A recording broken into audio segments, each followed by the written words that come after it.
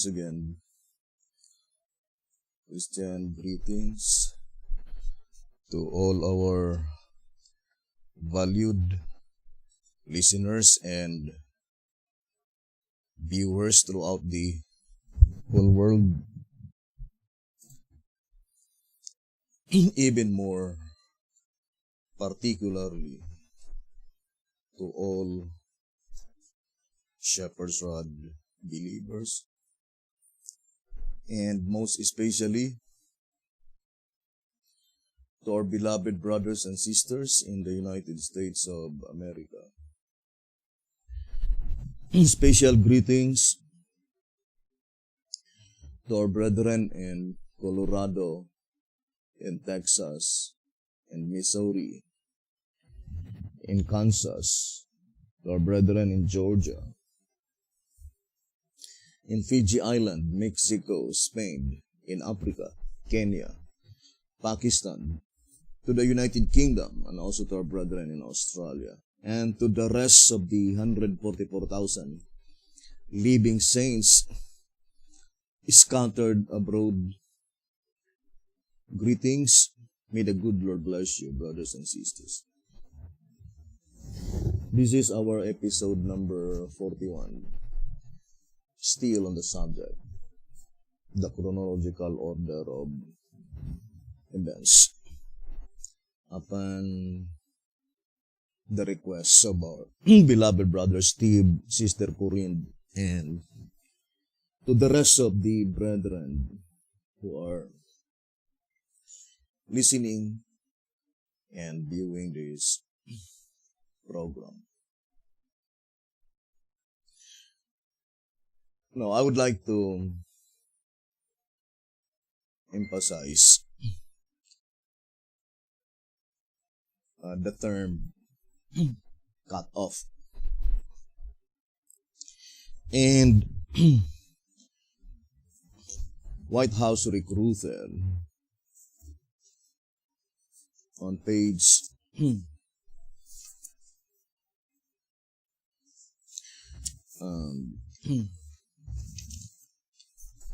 let's read a statement.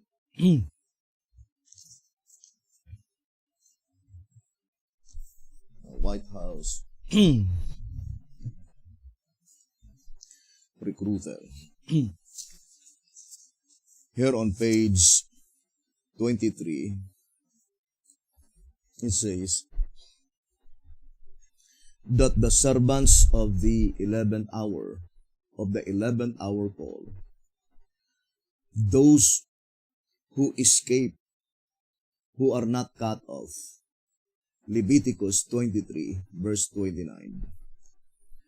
While the house of God is being judged, 1 Peter 4:17. The event which signalizes the commencement of the judgment of the living worldwide are to be sent to all nations. A White House Recruiter, page 23. God. To repeat again, the verse that had been quoted in this paragraph is Leviticus 23, verse 29. And if you will read the Bible from verse 27, 28, and 29, it is referring to the Day of Atonement. So the term cut off is applied to the Day of Atonement. Here's another statement, and to us are 163, it says, the 144,000 sealed while in the church. To make this clear, we must comment on the typical Day of Atonement.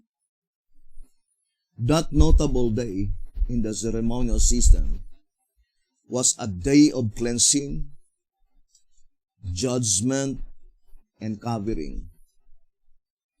The command was given that in the 7th month and on the 10th day of the month, Day of Atonement, every Israelite was to afflict his soul, confess his sin, and bring a sacrifice. He who failed to respond to the divine call was cut off, perished from among God's people. Therefore, it was a day of judgment and purification of the camp of Israel.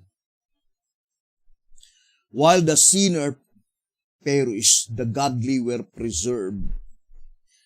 This living example was set forth for our benefit at this present time, upon whom the antitypical Day of Atonement is come.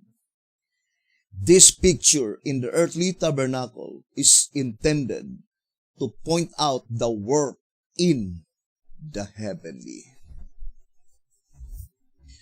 2SR page 163.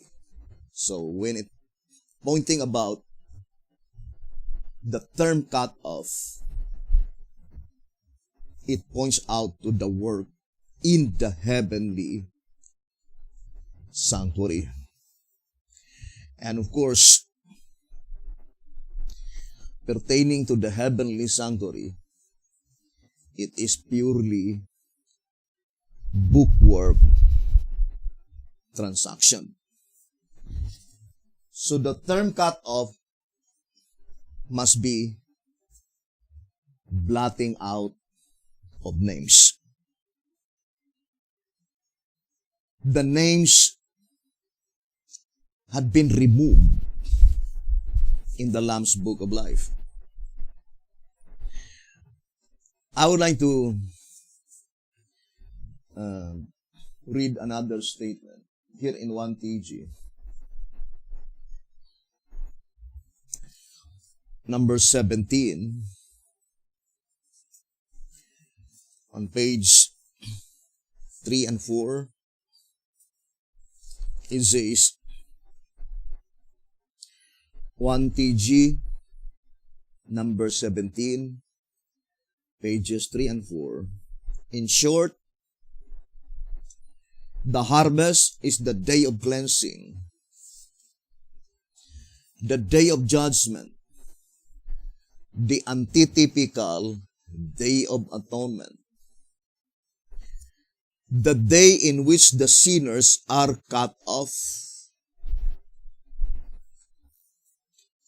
So it could not be referring to the day of slaughter, because the shepherd's rod is very plain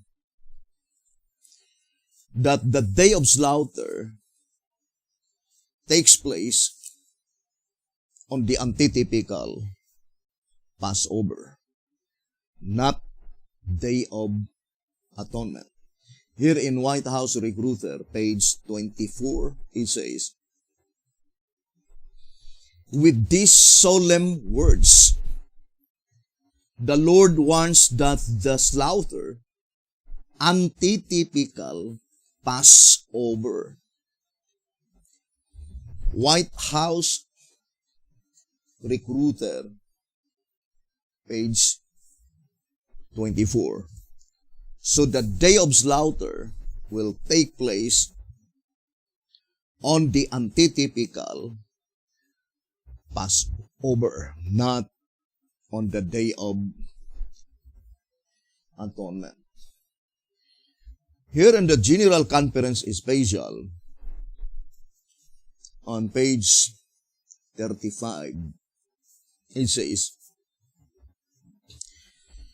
thus you have it from the Lord, through his prophet Nahum, that the one who announces that the time has come for the wicked to be cut off from among God's people, and that the judgment for the living, which as we have already seen, is the great and dreadful day of the Lord.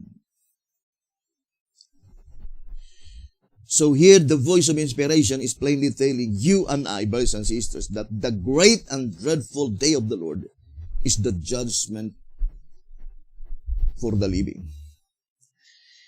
And it was attached to Nahum chapter 1, verse 15. Now here in 1TG, number 3, on page 15, 1TG number 3, page 15, it says, thus urging Judah, the church, but I would like to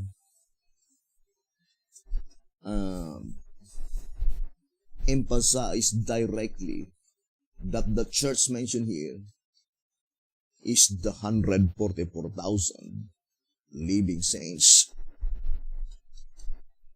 And the term urging is pleading, brothers and sisters, that this message is very urgent on the nick of time. Thus urging Judah, the church, to keep this antitypical atonement feast. Of course, there is no other antitypical atonement except the Day of Atonement. There was no atonement on the Passover week. There was no atonement on the Pentecost, neither on the Feast of Trumpets, neither on the Feast of Tabernacles. It is only on the Day of Atonement. So the message says, thus urging Judah, God's people, the living saints, the 144,000, the church, to keep this antitypical atonement feast and to perform her vows to God so as to be found worthy of escaping the judgments of God. Hence, God's plea to His church is now ringing throughout the land, saying, awake, awake, put on thy strength, O Zion, put on thy beautiful garments, O Jerusalem, the holy city, for henceforth there shall no more come unto thee the uncircumcised and unclean. Isaiah 52, verse 1. The term henceforth, it is pointing to the last and the final day of atonement. From that time onwards, brothers and sisters, there will be no more names of the wicked to be inscribed in the Lamb's Book of Life. And in the old symbolic code, brothers and sisters, the shepherd's rod is plainly telling that Isaiah 52, verse 1, to symbolic code number 9, page 9, to symbolic code number 9, page 9, it says, therefore, the call in the antitype, Isaiah 52, verse 1, awake, awake, Put on the strength of Zion. Put on the beautiful garments of Jerusalem, is to the 144,000. To those whom John saw standing with the lamp on antitypical Mount Zion, showing that this call will find them asleep, with neither strength nor the garments of Christ's righteousness. That is, it will find them wretched and miserable and poor and blind and naked. To symbolic code number 9, page 9. And that message is addressed pointing directly to the 144,000 living saints.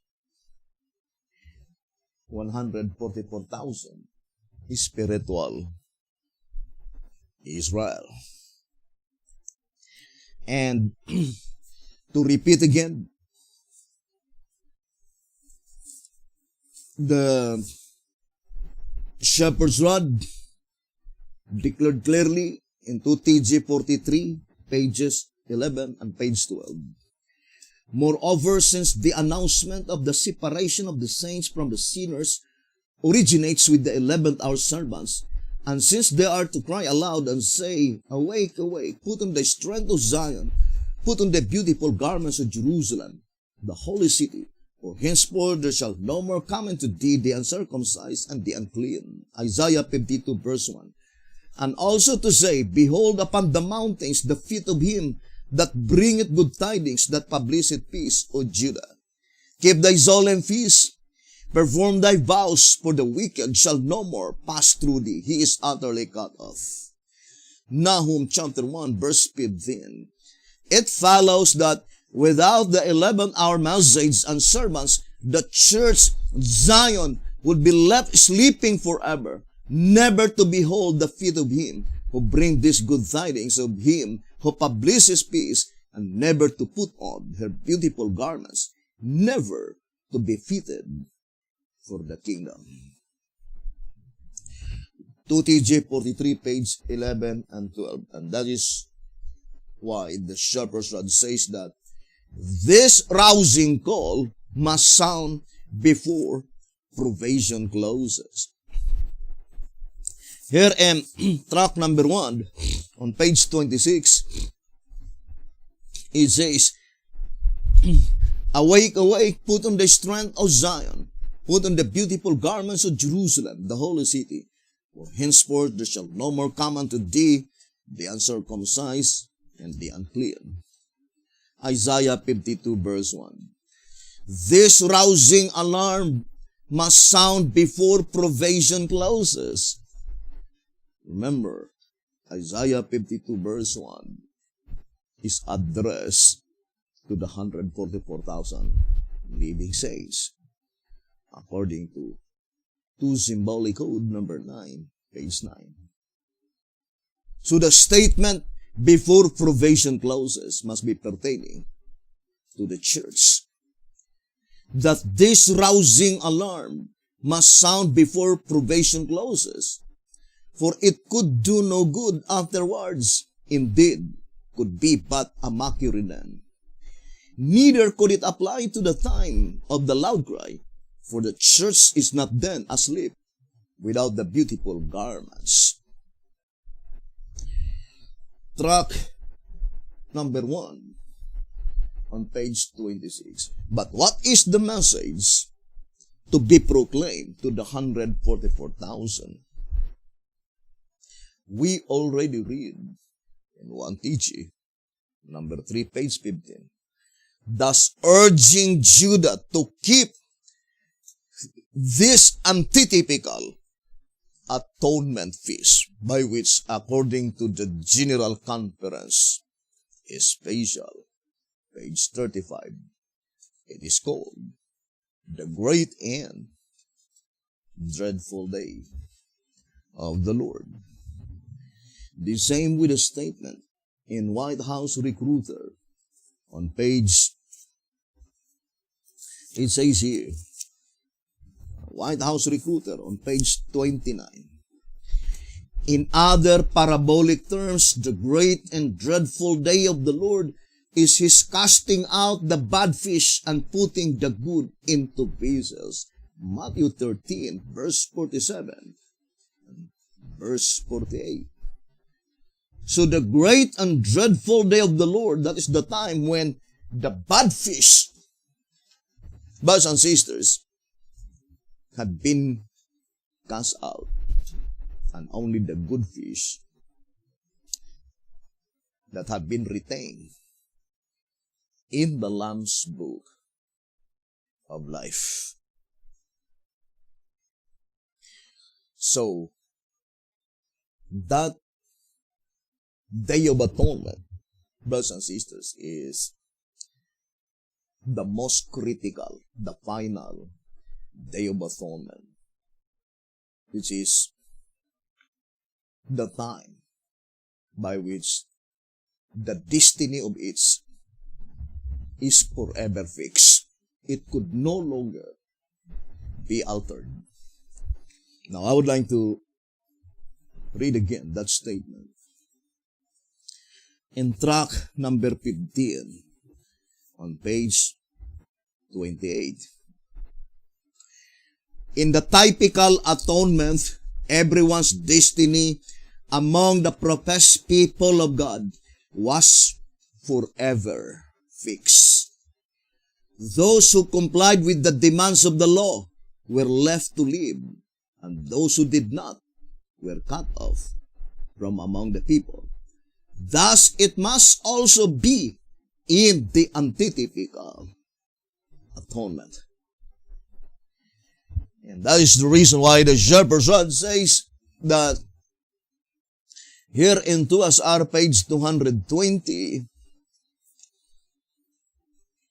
saying, therefore, a revelation of the judgment for the living is of as great importance as the revelation of the gospel itself.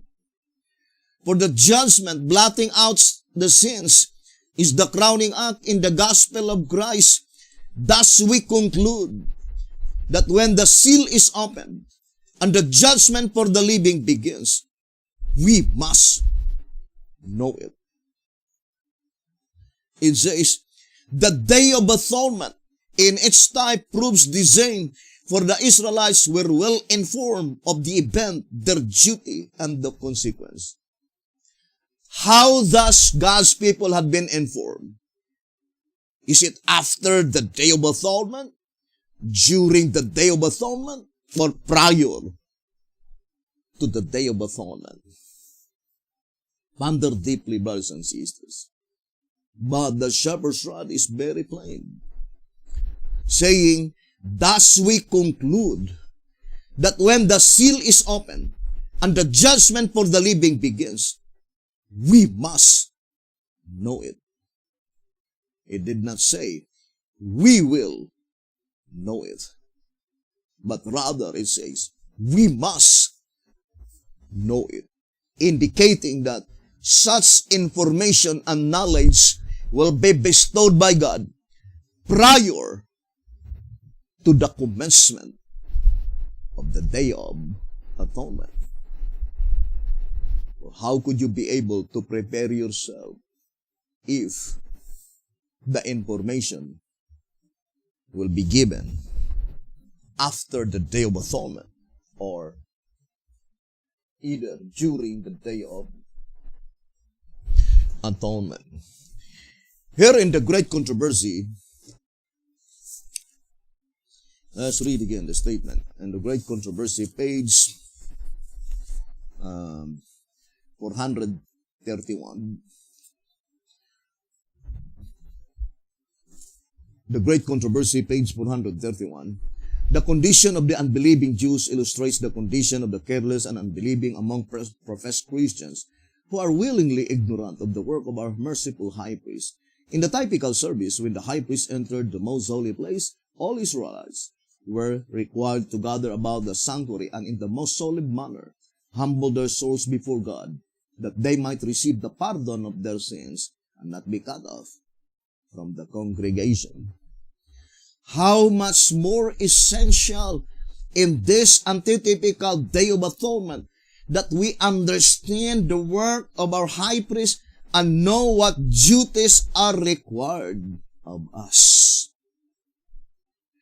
How much more essential in this last and final antitypical Day of Atonement that we understand the work of our high priest and know what duties are required of us. That is why, to repeat again and again, brothers and sisters, in an Adventist Activities Research Committee, the statement is very plain, saying, and how, page 15, and how will he judge the living without a message declaring that their cases are now to appear before God? Would the judge of heaven condemn one without trial? And how shall he judge him without summons? And the very message that you are listening every now and then, this is the heavenly summons.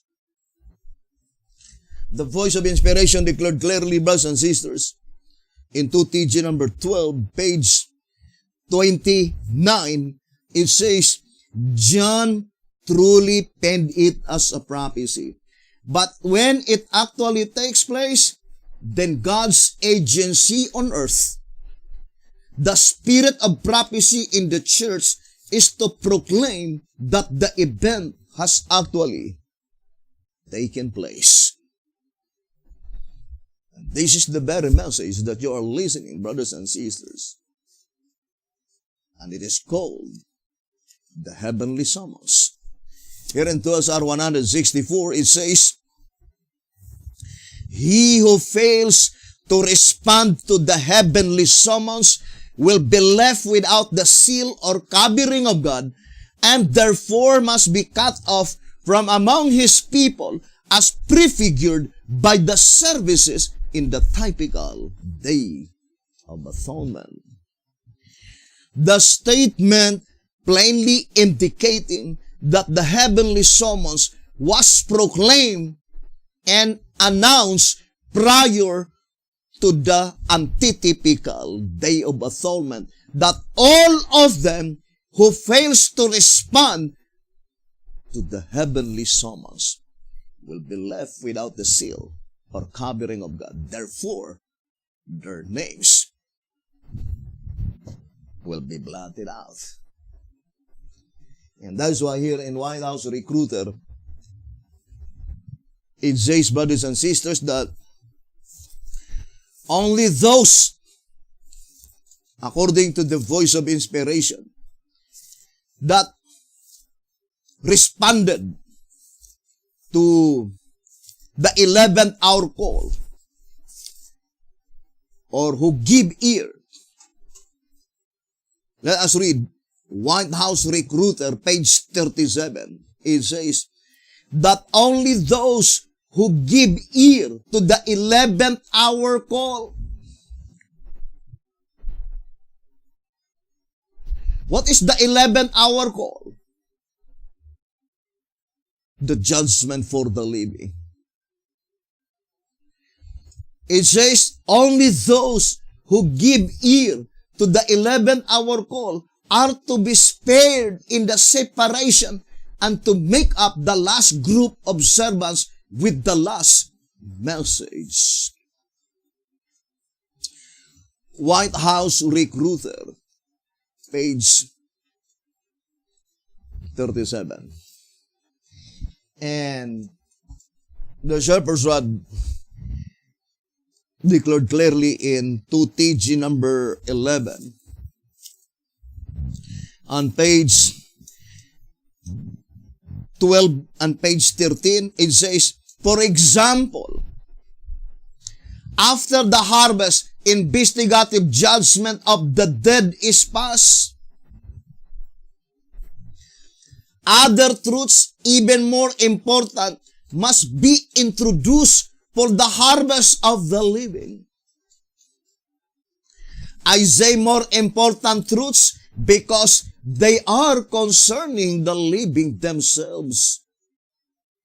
Concerning those whose own cases are to be weighed in the balances.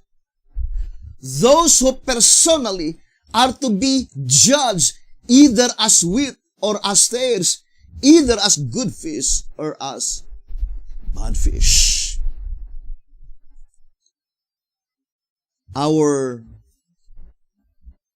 attitude is what makes what we are. In 2SR page 198 rather.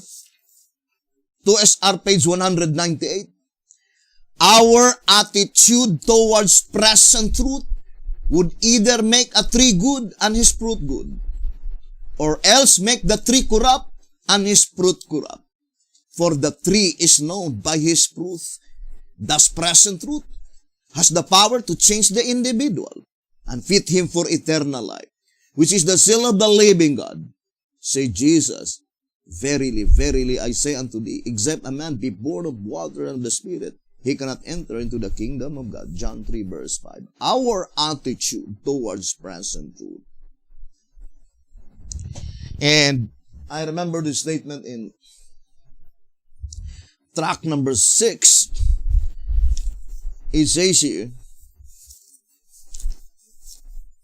that page 59, the unfoldment of the prophetic scroll will reveal to all what manner of spirit they are of.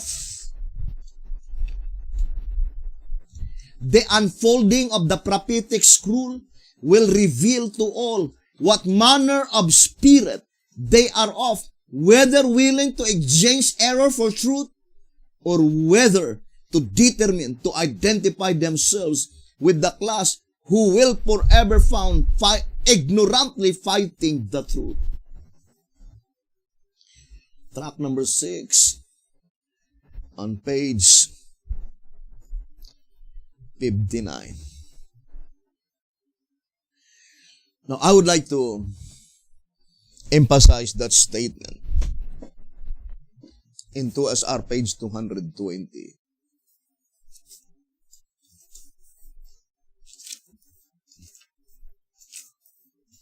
It says here, is there any way whereby we can determine the time of the opening of the seal? It points out to the opening. Let us distinctly separate the statement, the opening of the seventh seal, and the seventh seal is opened. Because they are not the same. Opening is a gerund, a verb in ing form, progressive, whereas opened, the seventh seal is opened, is an accomplished fact, completely opened, brothers and sisters. And it says, is there any way whereby we can determine the time of the opening of the seal and the commencement of the judgment for the living?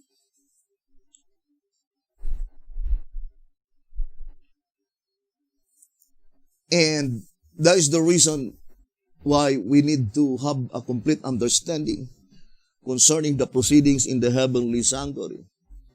Because God, being a God of order, He is not the author of confusion.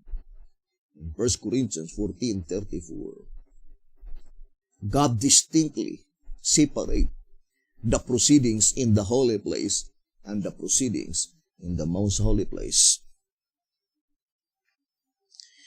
And the proceedings in the holy place is called judgment for the living, whereas the proceedings in the most holy place is called judgment of the living. What is the proceedings in the most holy place? blotting out of sins and granting of rewards. 2SR page 189.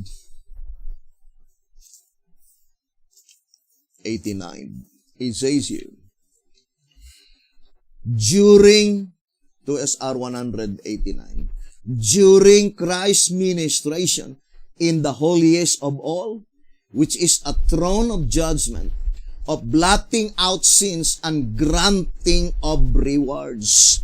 So that is the only proceedings in the holiest of all, which is called the most holy place, blotting out of sins and granting of rewards.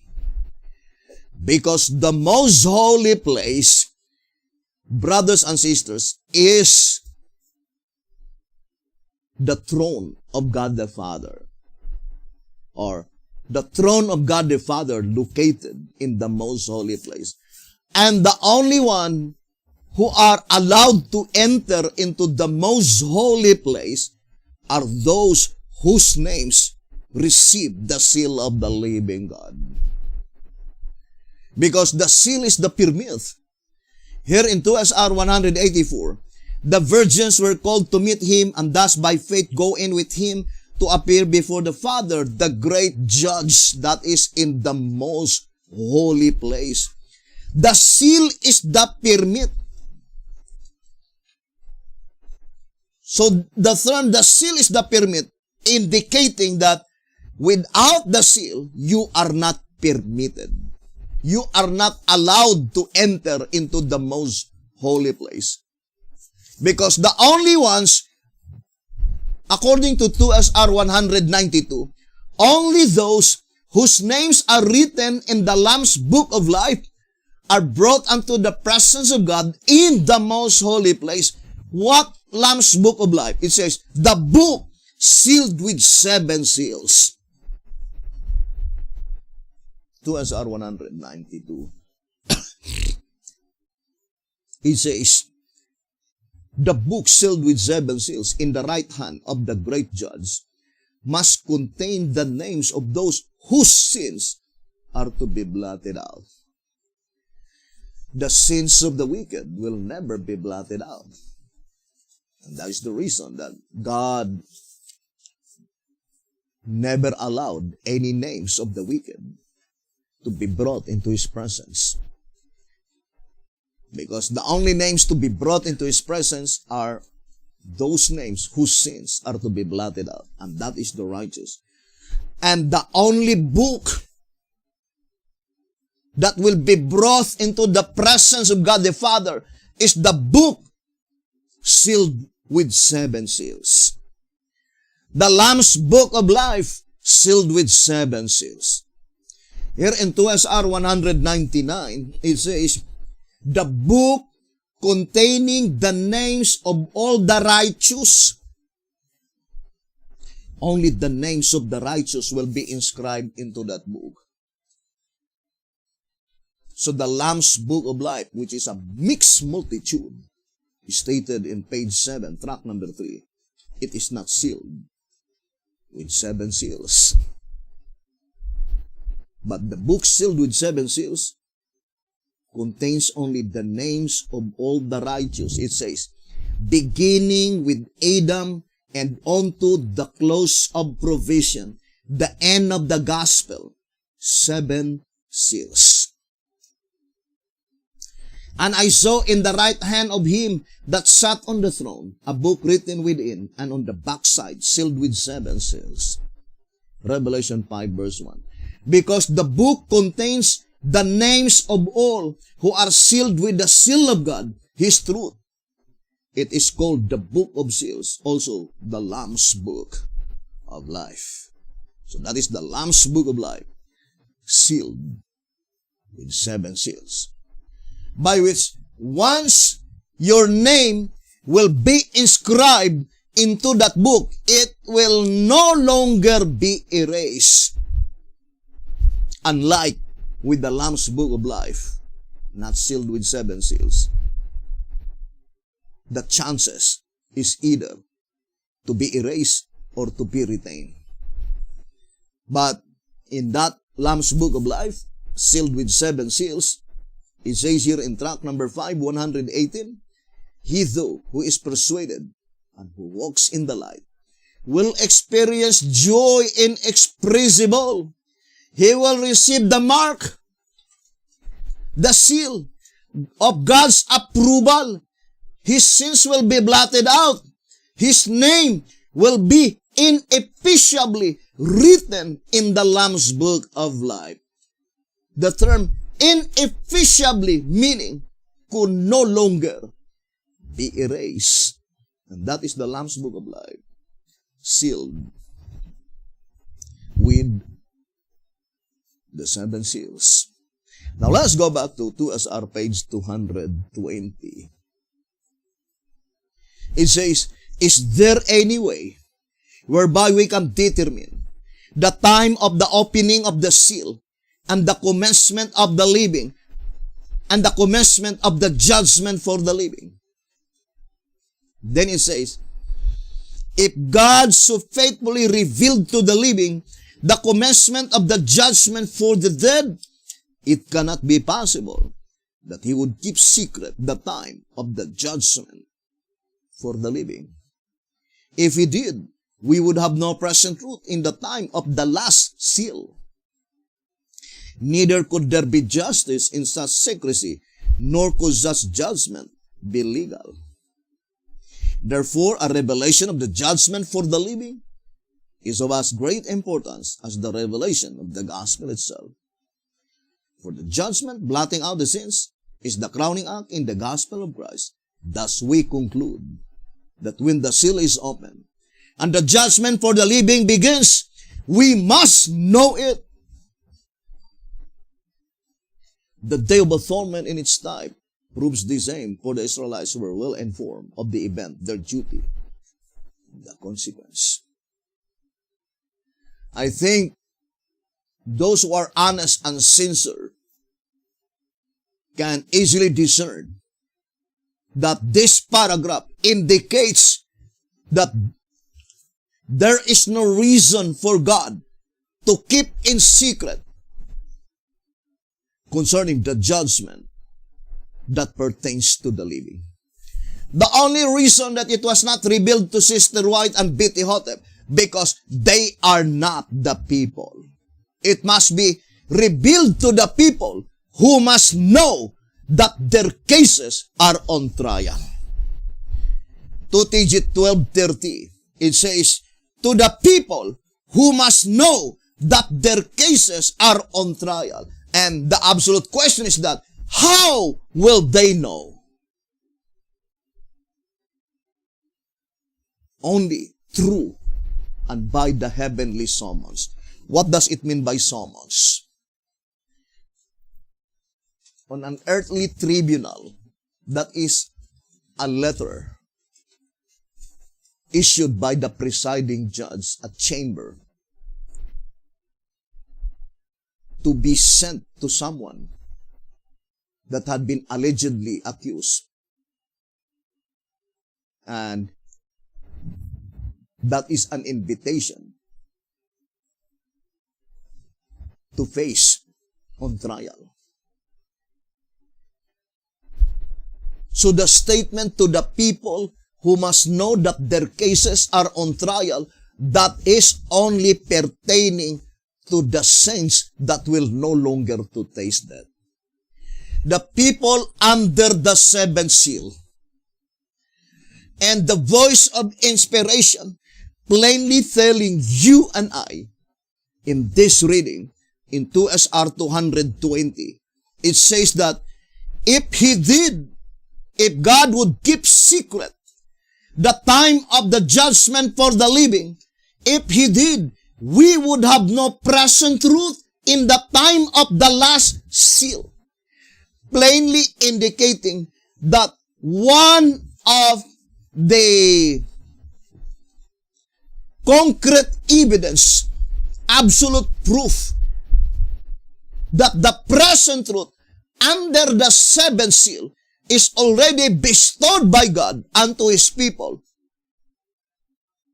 It is concerning the knowledge of the commencement of the judgment for the living. That is very plain in this reading. And to repeat again, brothers and sisters, the shepherd's rod made it so plain in 2 SR 164. But when our high priest shall begin the atonement for the living, there must be a message of present truth. There must be a message of present truth. 11 Symbolic Code number 3, page 5. Present truth comes only from God. So this reading can be easily understood that Jesus Christ will not begin the atonement for the living. What atonement? Blotting out of names. Without sending the information that their cases are now on trial and it is being weighed in the heavenly sanctuary.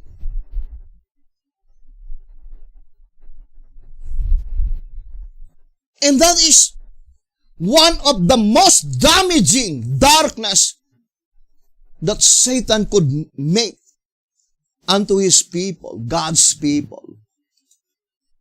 It says here in White House Recruiter, page 32, and what more damaging darkness could he, Satan, seek to keep them in than in ignorance of that which God would have them to know, while their judgment is pending, while they are being weighed in the balances of the sanctuary. None, absolutely none. For when a person's case are on trial and he is unaware of the fact, he cannot be able to stand when his case will be investigated. Track number 3, page 54. And Satan at this time, brothers and sisters, is only laughing among the billion, quarreling and bickering each other, contending who is the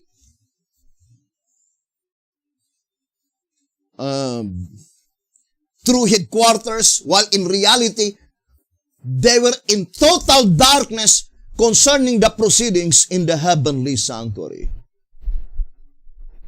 Not even knowing that our cases are now on trial, being weighed in the heavenly sanctuary. Here in 2SR page 92, it is true that people like to be deceived, flattering themselves that they are on the way to heaven, while Satan winks at their ignorance. Ignorance of what? Of the truth concerning the proceedings in the heavenly sanctuary. But I would like to say that thanks be to the Lord, because it is God who promised here in 2TG 24 on page 23, it says, 2TG 24, page 23, the church therefore will not sleep forever. Or in other words, the constituent of that triumphant church will not sleep forever. The true people of God, the 144,000 living saints of God, will awake to their poverty. Poverty of what? Without the present truth, without the knowledge of the proceedings in the heavenly sanctuary, we are in a deepest spiritual poverty. But thanks to the Lord, the true people of God will awake to their poverty. They will profit at this rousing call. And the voice of inspiration says, in 2SR 164, this is the promise given by the voice of inspiration. The words of our Master are in perfect harmony with the typical Day of Atonement. 2SR 164. The words of our Master are in perfect harmony with the typical Day of Atonement, foretelling that it is a day of separating the tares from the wheat. It is not blotting out of sins. It is blotting out of names or cutting off the unrepentant sinners from among God's people. Purification of the church. There are two purification of the church. The first one is investigative judgment, takes place in the heavenly sanctuary, and the second one is executive judgment, takes place on the earthly sanctuary, and that is the slaughtering. But the spiritual side is even more important. It says here, therefore, the harvest commences with the closing work for the church, said Christ, let both grow together until the harvest. In Revelation 14 verse 4, speaking of the 144,000 we read, they are the first fruits unto God and unto the Lamb. Therefore, it is evident that in the purification or separation of the tares from the wheat in the church of God, there shall be 144,000 who have confessed their sins and are thus made white and clean.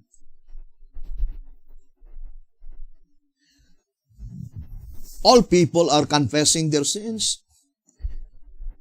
But why is it? The shepherd's rod says there are only 144,000 out of millions Sabbath keepers throughout the whole world. Spiritual Israel. Pointing to the 144,000 who are confessing their sins in the right sanctuary. Come to the sanctuary. Confess your sin and secure your life. Now let us read again the statement here in 2SR 164. It says,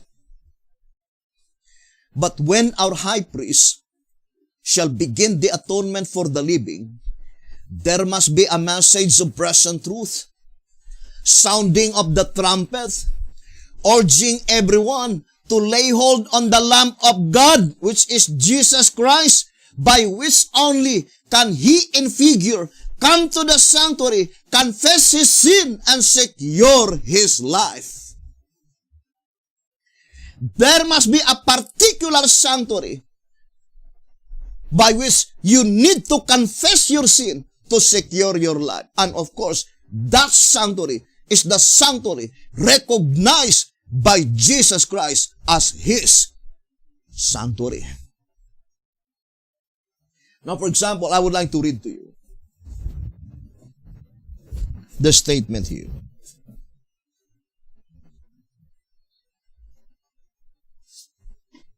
Let us read.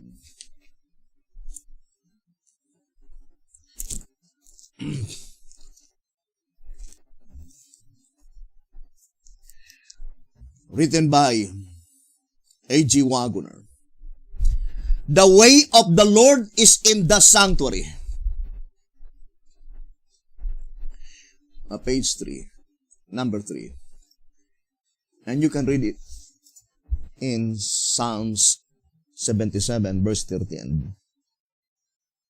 The way of the Lord is in the sanctuary. And his sanctuary is his people. So what is that sanctuary? That is the people recognized by Jesus Christ as his people. As far as the Bible is thus concerned, the only sanctuary by which God commanded His people to make Him sanctuary, that is the sanctuary in the wilderness. Exodus 25, verse 8. Now, let us go back to our reading into SR 164. Unless the close of the judgment for the dead and the commencement for the living be made known to us, we would have no present truth, while the judgment for the living is in session. Of course, such information cometh from Jesus Christ. So the statement, unless the close of the judgment for the dead and the commencement for the living be made known to us, we would have no present truth. Or in other words, if the knowledge concerning when the judgment for the dead will close and the judgment for the living commence is bestowed by God unto us, then the only attainable conclusion is that we have the present truth.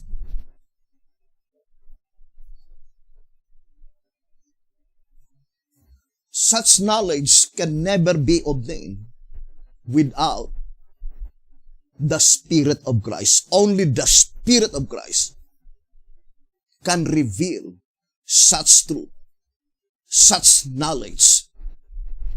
When the judgment for the dead will close and the judgment for the living begins.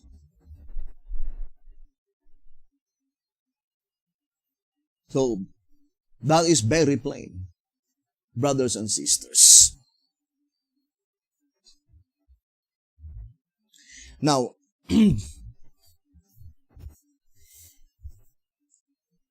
we will focus to the statement into SR 220. Is there any way? There are many ways. I would like to say, there are many ways. But I would like to use only, at this time, 3. Because 3 is sufficient enough. 3 witnesses. Right? Where is that in the Bible? It says that by 3 witnesses, it can stand. Is it in Matthew?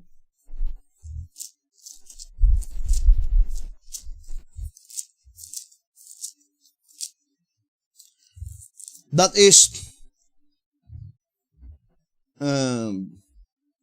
Matthew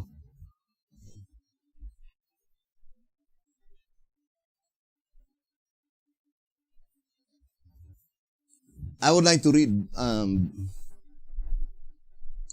the Bible.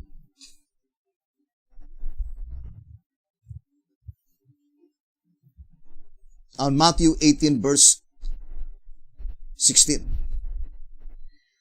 But if he will not hear thee, then take with thee 1 or 2 more, that in the mouth of 2 or 3 witnesses every word may be established.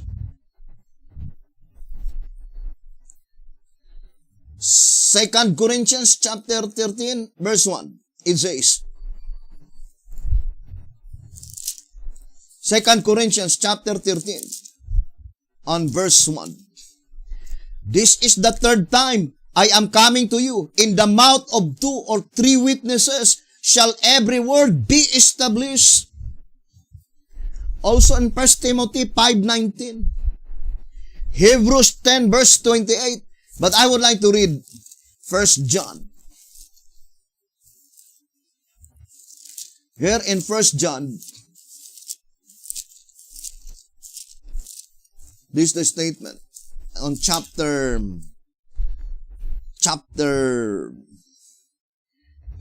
5 verse 8 and 9. And there are 3 that bear witness in earth, the Spirit and the water and the blood, And these three agree in one.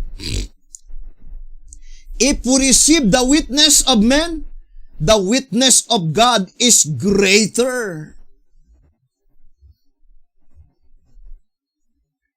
Here in 1SR page 232,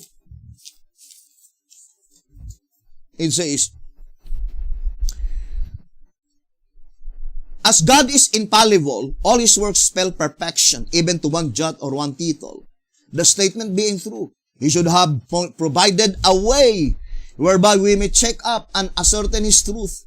This chart, page 224, being the summary of the message this publication bears, should be able to tell whether it proves correct or not.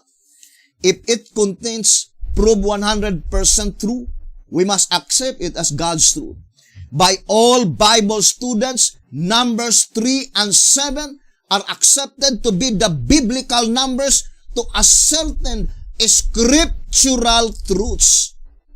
And then quoted 1 John chapter 5 verse 7 and 8. So, there are only two numbers given by the voice of inspiration to a certain scriptural truth. Number 3 and number 7. Now, I would like to use first number 7. The 7 tubes in Zechariah chapter 4. We read several times that the 7 tubes in Zechariah chapter 4 in 1 TG number 14, page 22, and the 7 tubes, the entire ministry. What is the 7 tubes? The entire ministry. Track number 6.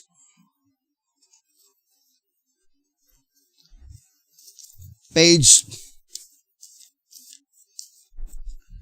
62. In the vision of Zechariah chapter 1, we note that the horses whom the Lord hath sent to walk to and fro through the earth have the gift of speech, for they answered the angel of the Lord and said, we have walked to and fro through the earth. The obvious import of this symbolism is that these horses can talk and that they are serving the Lord in going where He sends them. They therefore can be symbolical only of the Lord's servants, the ministry that is sent. What is the 7 tubes? The entire ministry sent by God. What are those 3 horses in Zechariah chapter 1? The ministry sent by God. Therefore, that 3 horses in Zechariah 1, verse 8 to 11, must be a part of the 7 tubes. What is the golden bowl? Represent the spur prophecy. And the spur prophecy is also represented by the young cow in Isaiah 7, verse 22 and verse 23. And the young cow and the golden bowl are synonymous. It is called the published works of the spirit of prophecy. That spirit is the Spirit of Christ. And it's found in 2TG 20, page 24, concerning the young cow. We know the 2 sheep, that is the Bible, the Old and the New Testament. And through these 7 inspired writings, we will try to produce 3 infallible proofs represented by Trinity. Because number 3 represents Trinity. 3 infallible proofs to prove that the judgment for the dead ended in October 10, 2021. Bible calendar. And it is in Gregorian, April 1, 2020.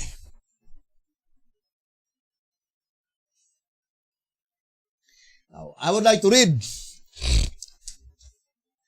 first 1 SR 116.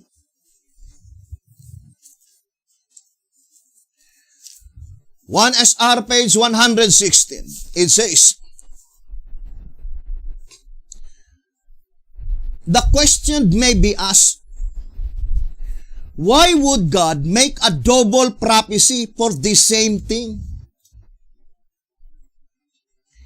Because the old prophecy, the type, only gives the details from the beginning of the third angel's message. That is October 22, 1844, the beginning of the third angel's message. Now let us read again the statement.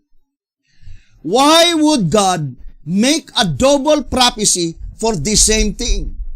Because the old prophecy, the type, only gives the details from the beginning of the third angel's message to the fulfillment of Ezekiel 9.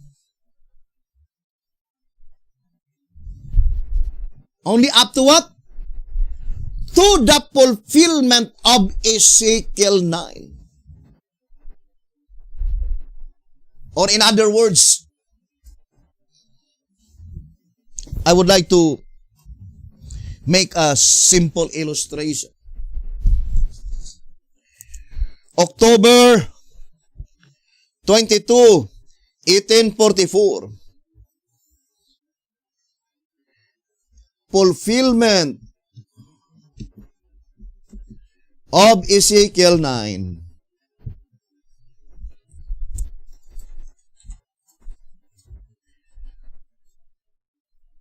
In this period of time, brothers and sisters, there is still type. Because it is the old prophecy, the type. From the fulfillment of Ezekiel 9 onwards, there will be no more type. All of them are anti-type. Although in the typical periods, there is also anti-type. From 31 AD up to the fulfillment of Ezekiel 9. Now let us connect one subject to the other. Brothers and sisters, let us connect.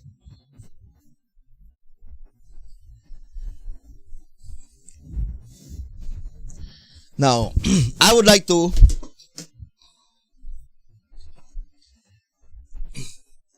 read again 1 SR 116.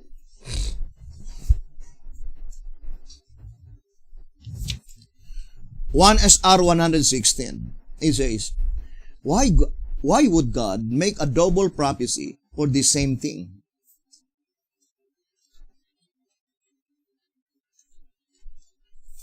How many prophecy? Only 2. Double prophecy for the same thing. What is that double prophecy, brothers and sisters? Is it the 430 years? That is only the groundwork. That is not pertaining to the 430 years.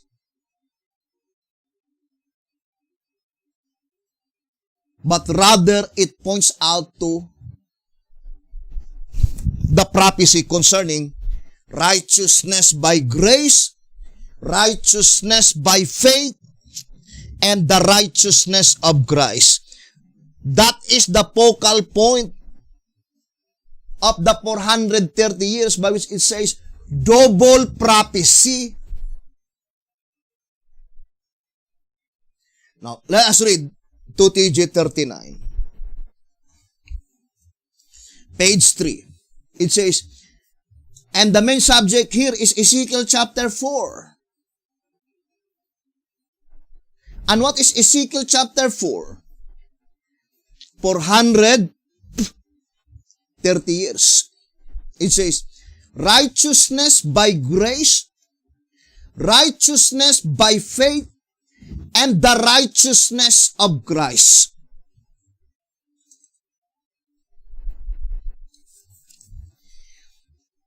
Now, I would like to read to you, brothers and sisters, here in 2TG.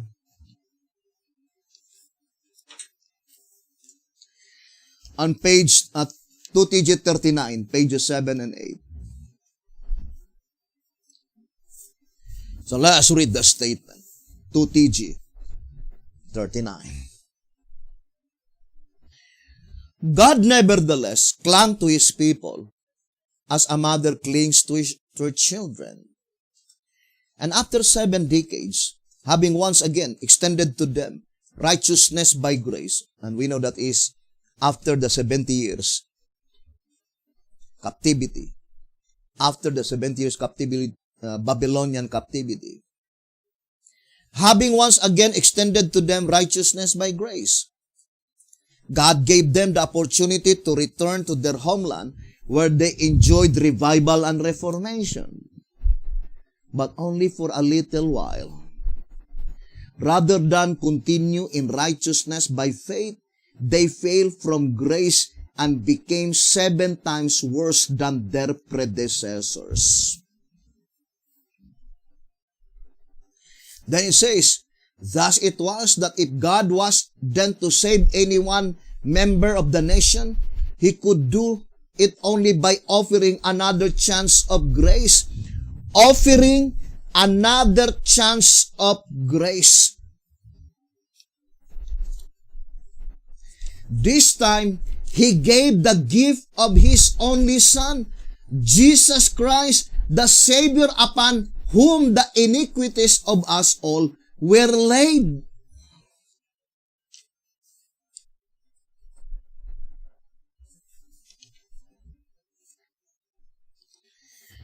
Now, I would like to read again the statement in 2TG 39, pages 11 and 12.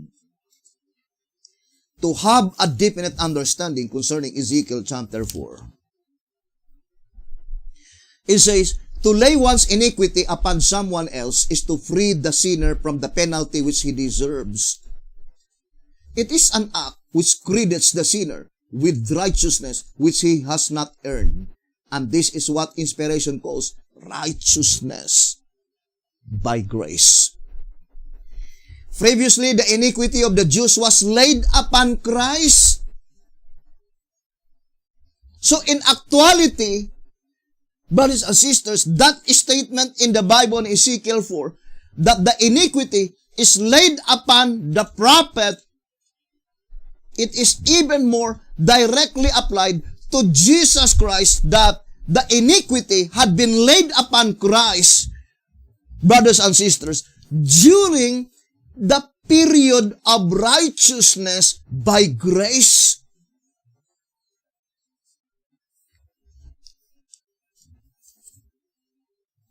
Now, I would like to read to SR, page 69.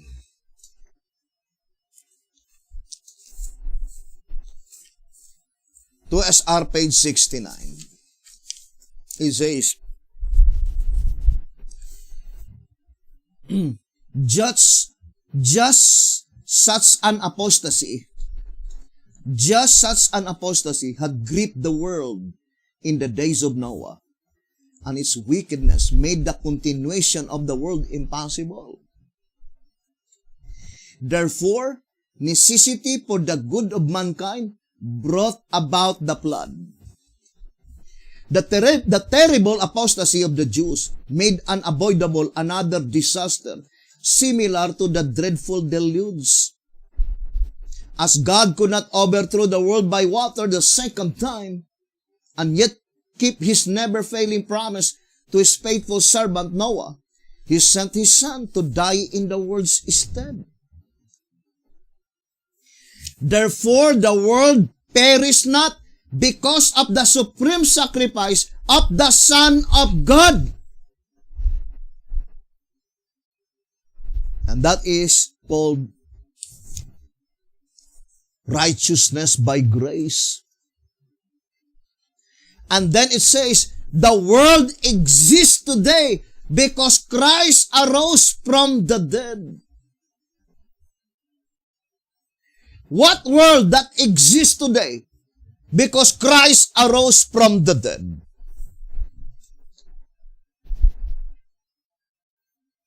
Now let us connect to SR page 100 and 101. It says, just such ignorance of God's word in the days of Noah brought the world to its destruction by water. A similar wicked condition reduced to ashes the cities of Sodom and Gomorrah. If in the days of Christ, just such hypocrisy under the appearance of virtue required the life of the Son of God to preserve the world from the destruction, what would the outcome be at this present time? God cannot destroy the world, for He has a multitude to save. He has no other son for a gift to the church, for Christ is the only begotten Son of God.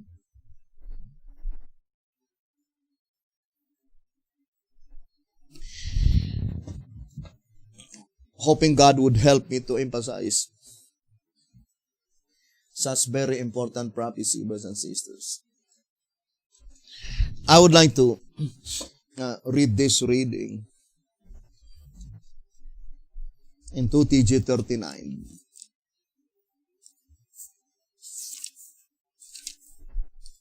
It says here, 2 TG 39, page 25. The lessons that are taught in this chapter. What chapter? Ezekiel 4. The lessons that are taught in this chapter are this. First, it is pointed out that the period of righteousness by grace is now in the past.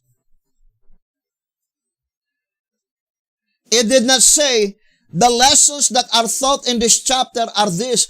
First, it is pointed out that the period of righteousness by grace was now in the past, but rather is now in the past. Presently ended the righteousness by grace. Brothers and sisters, what righteousness by grace ended in the days of B.T. Hotep? The type, not the antitype. Brothers and sisters, because it says it has a double prophecy. The righteousness by grace in the type and the righteousness by grace in the antitype.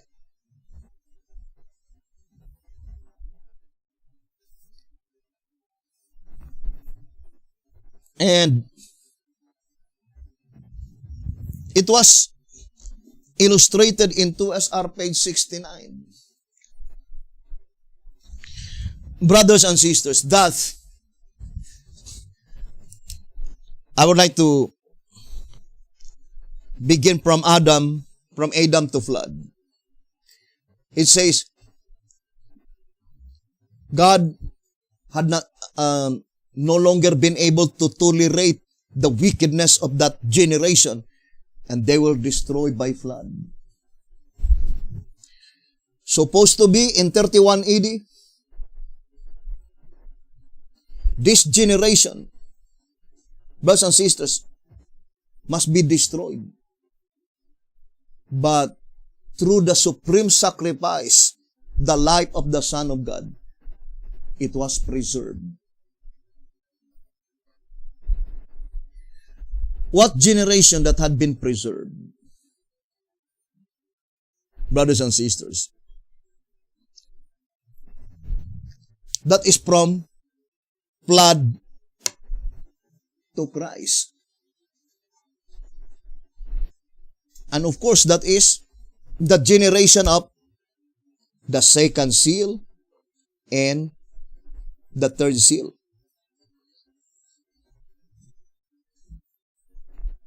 according to 2 SR 221.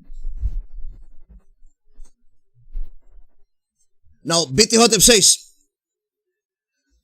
when does the 430 years ended? 1930. Whose generation is this? Already included Revelation 14:13.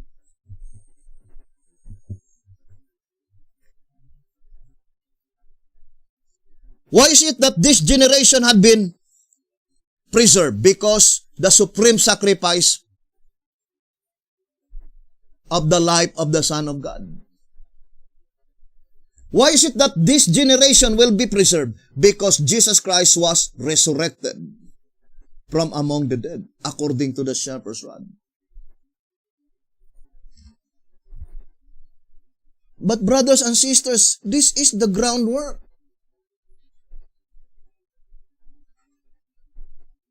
Because we know there are many distractions that occurred within this period of time. There are many distractions that occurred between this period of time.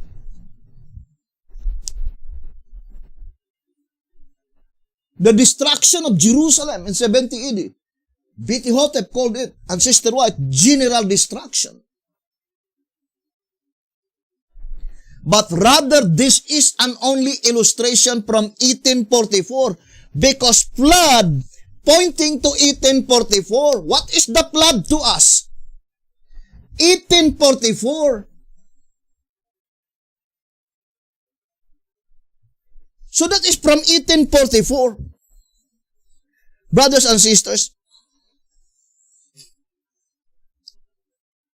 from 1844, it says, the type gives only a detail. Gives detailed information from the beginning of the third angel's message. When does the beginning of the third angel's message? October 22, 1844, up to the fulfillment of Ezekiel 9. Fulfillment of Ezekiel 9. Therefore, the fulfillment of Ezekiel 9 is the year when the grace period ended.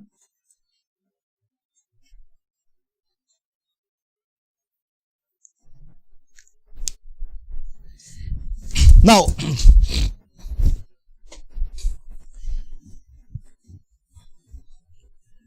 I would like to go in another angle.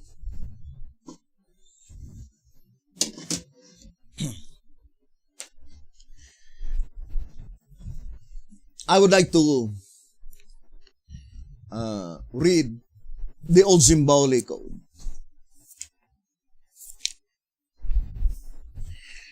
3 symbolic code, 5 and 6, page 12.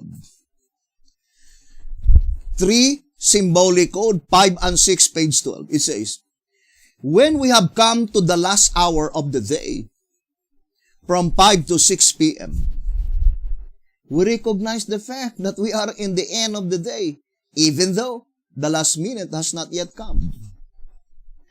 Likewise, inasmuch as Christ's parable of the vineyard is true to life,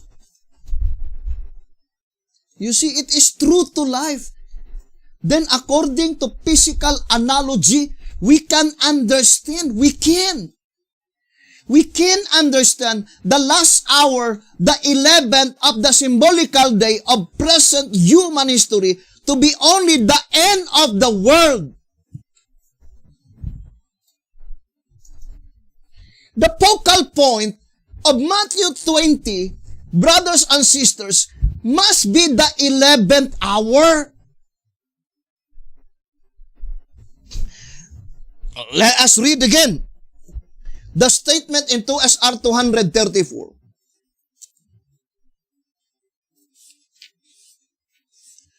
SR 234. It says, but the object of the lesson is for the latter who are hard at the 11th hour.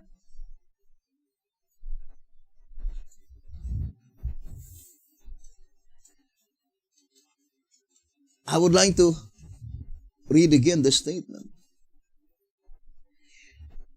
but the object of the lesson is for the latter. Meaning, the particular object in view in the parable of Matthew 20 is the latter, who are hired at the 11th hour, for the truth of the parable has never been understood by any other company. Never been understood by any other company.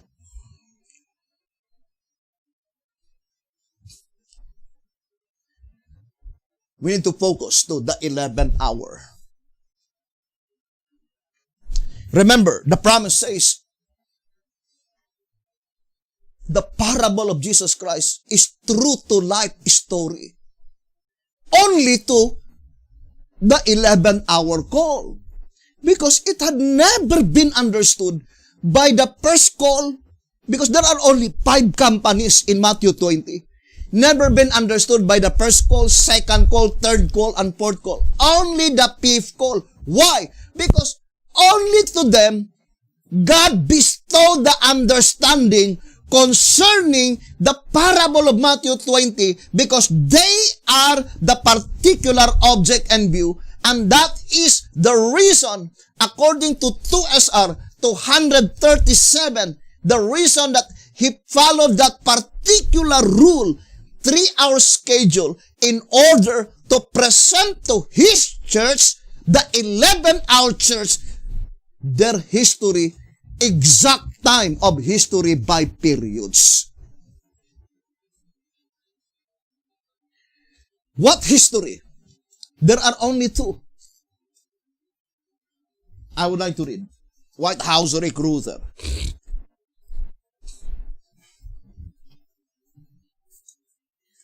White House Recruiter. On page, let's read the statement. Page 17. It says, having thus, by the first call for servants, solidly established the time in which the parabolical go to work call started, we are now to ascertain the call time and the work period of the servants of the second call. But I would like to apply, we need to ascertain clearly the call time and the work period.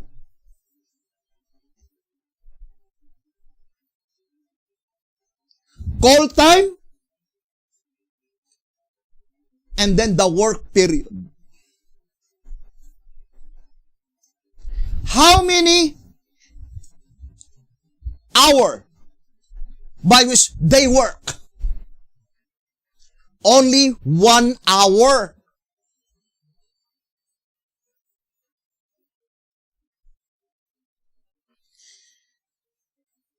Now, brothers and sisters, let us now focus our attention to the fulfillment of Ezekiel 9.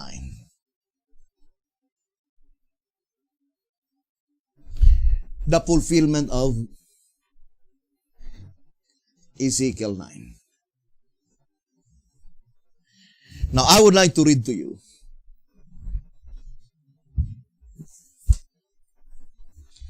the Old Symbolic Code. To Symbolic Code 5 and 6, page 10. To Symbolic Code 5 and 6, page 10. Revelation 8 verse 1.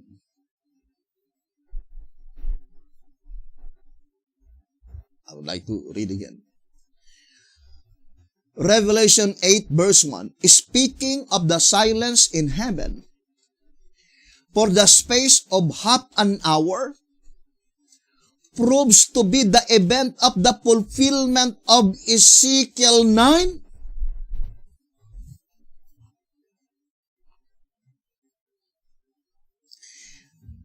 Now, I would like to read again the statement. Revelation 8 verse 1.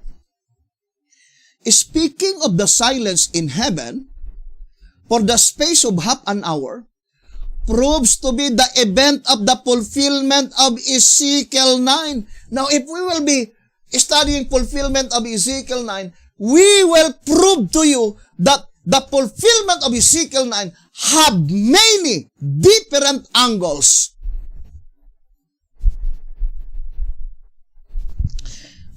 Let us go first to the chart of Beethoven. And that 12 symbolical months.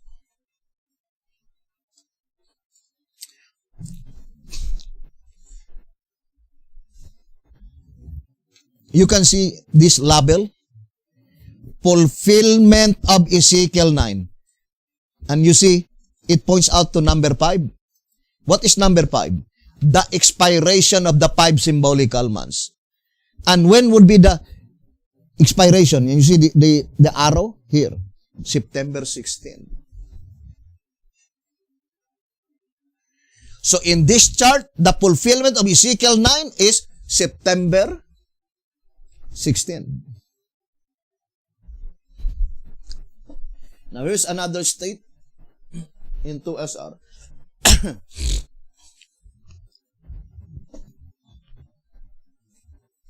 200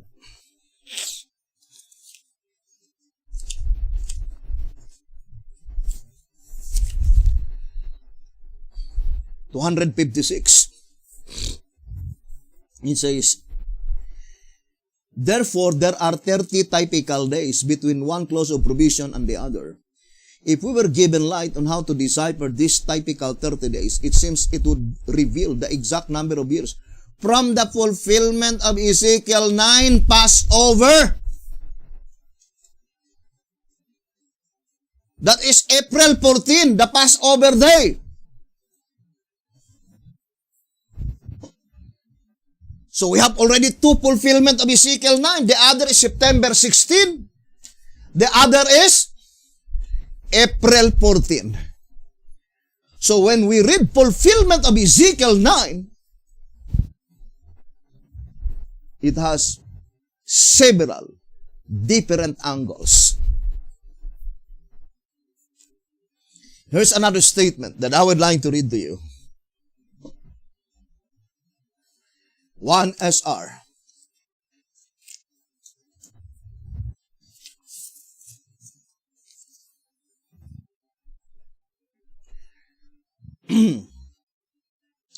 Page 36.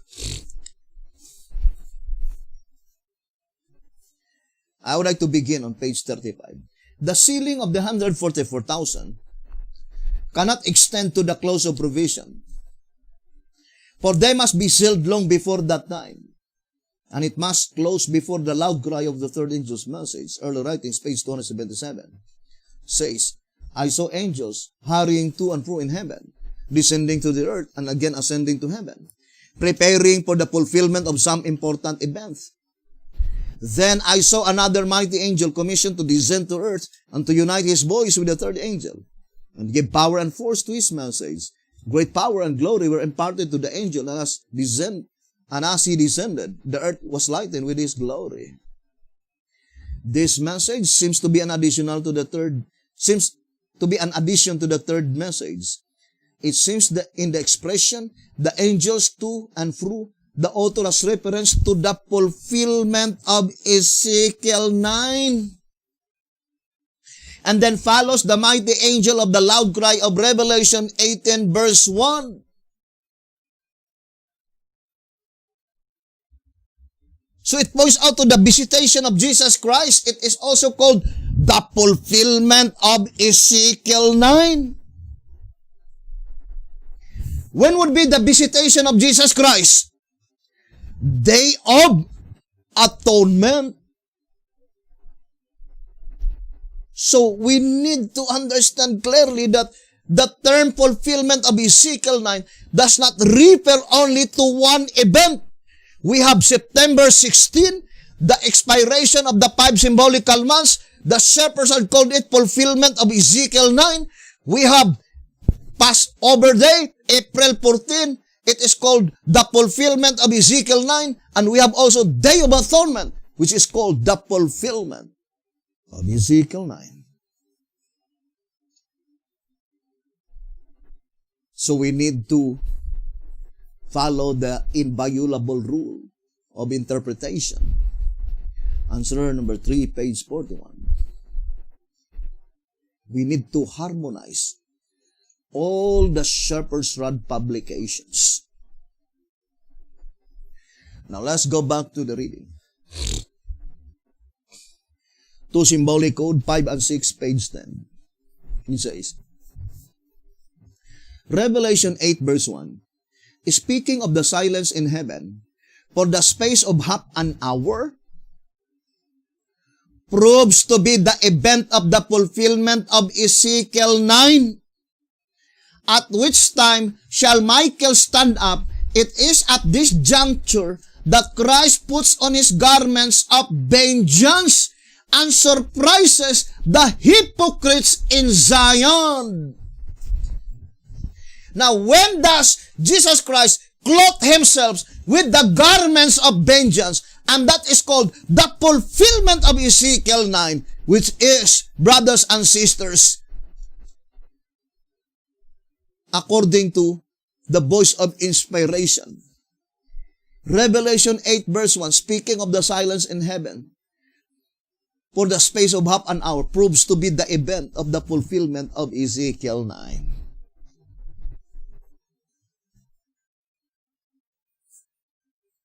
So the half-hour silence is called the fulfillment of Ezekiel 9. But in this reading, this fulfillment of Ezekiel 9 is the time when Jesus Christ clothed himself with the garments of vengeance.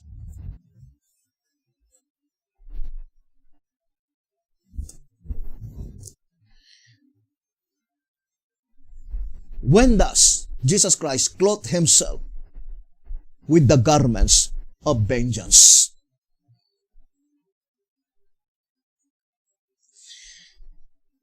Now, let us read Testimonies for the Church, Volume 2, page 190.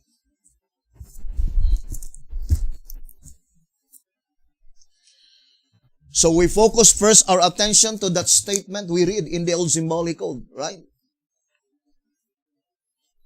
We need to have a definite understanding this statement in 2 Symbolic Code 5 and 6, page 10. By which that half-hour silence is the fulfillment of Ezekiel 9, by which at that time Jesus Christ clothed himself with the garments of vengeance.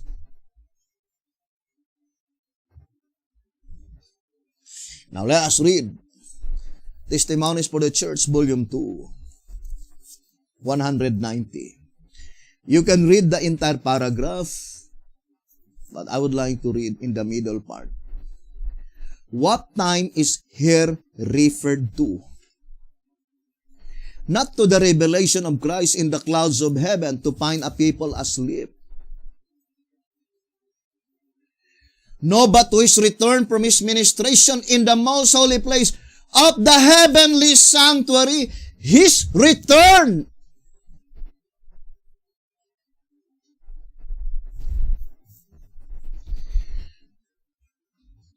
The word return indicates that Jesus Christ at that time is not in the most holy place. How could it be says his return to the most holy place if Jesus Christ always there?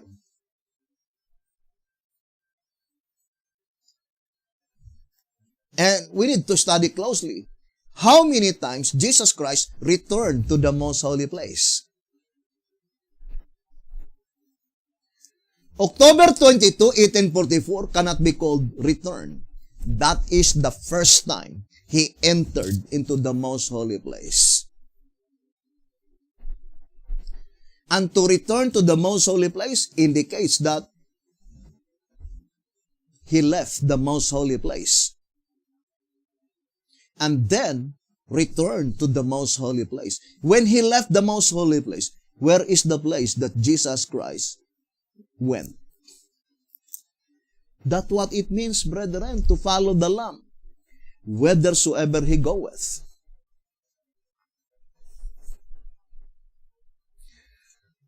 Since, brethren, we will have a long time to explain, but to have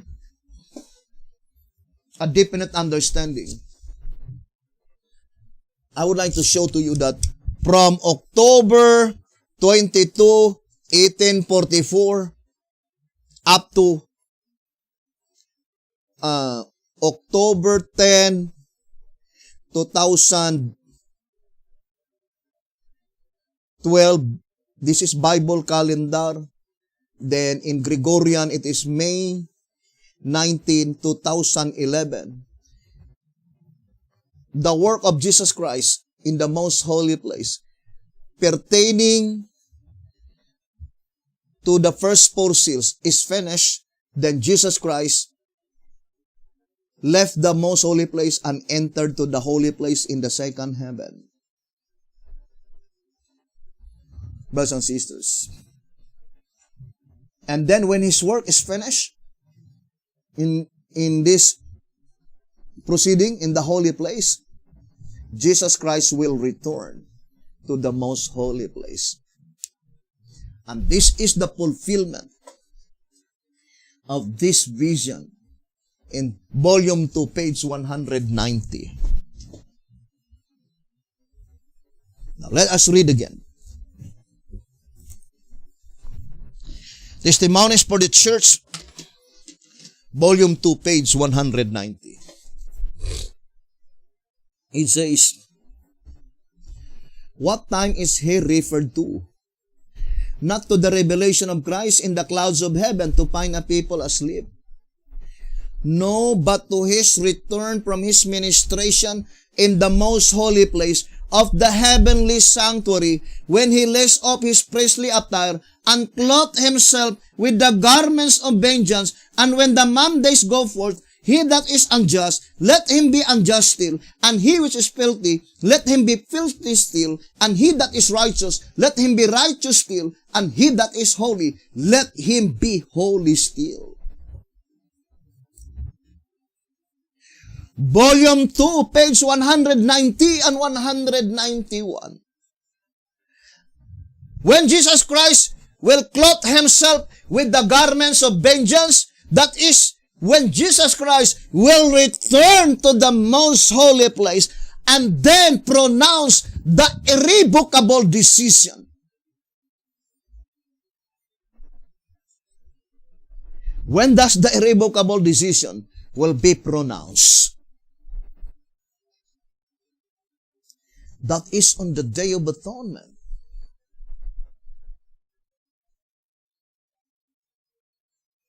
And it says that is the fulfillment of Ezekiel 9. According to 2 Symbolic Code 5 and 6, page 10, which is the half-hour silence. Brothers and sisters, you see, or in other words, it is a very solemn time, brothers and sisters, when Jesus Christ pronounced the irrevocable decision. Then there was silence in heaven for 7 days. It is not the slaughtering because it is Day of Atonement. And the only half-hour silence that had been familiar to the Davidian is the slaughtering.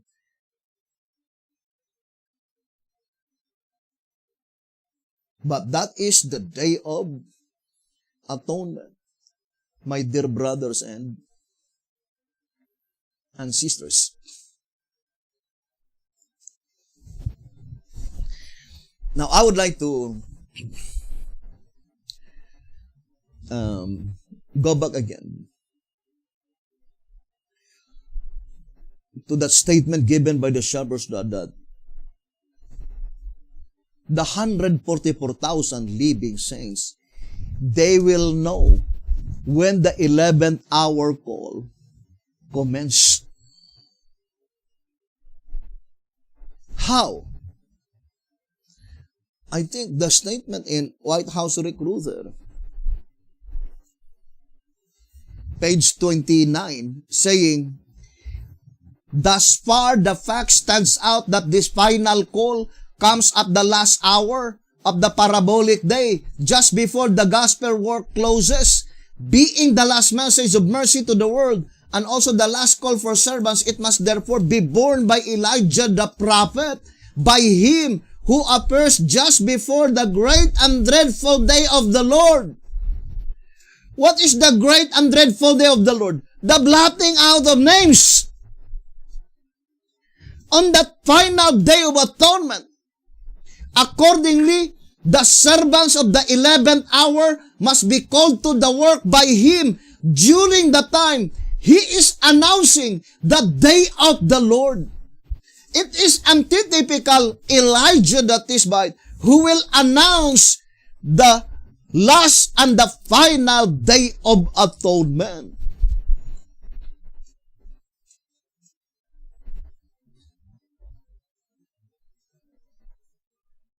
So that is very plain, brothers and sisters.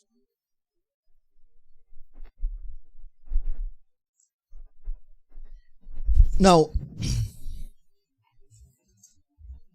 the shepherd's rod, I would like to go back again to the reading. In White House Recruiter, page 13, it says, how can we know for a certainty in which hour we find ourselves? And if our own call to service has come, we can know only by establishing the time in which the last parabolic hour expires. When does the last parabolic hour expires? In the Bible, sunset. Matthew 20 verse 8 and 9. But here in White House Recruiter, page 15, it says, let us read. Finally, the night following the day can only represent the period after the gospel work is finished. After probation for man's salvation is closed. Then, as the light of the word of God sinks beyond the horizon of the day, darkness covers the earth and gross darkness the people. Isaiah 60 verse 2.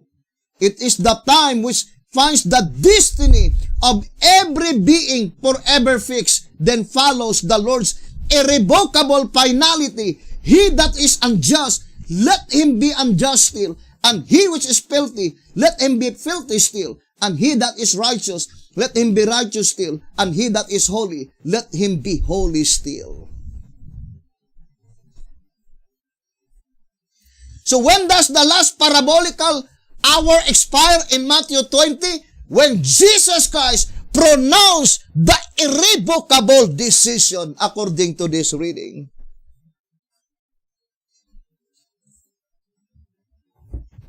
And according to the great controversy, 490, it says, let us read the great controversy, page 490. The righteous and the wicked will still be living upon the earth in their mortal state. Men will be planting and building, eating and drinking, all unconscious that the final irrevocable decision has been pronounced in the sanctuary above. The great controversy 490. The statement is very plain that the irrevocable decision will be pronounced while the righteous are still in their mortal state.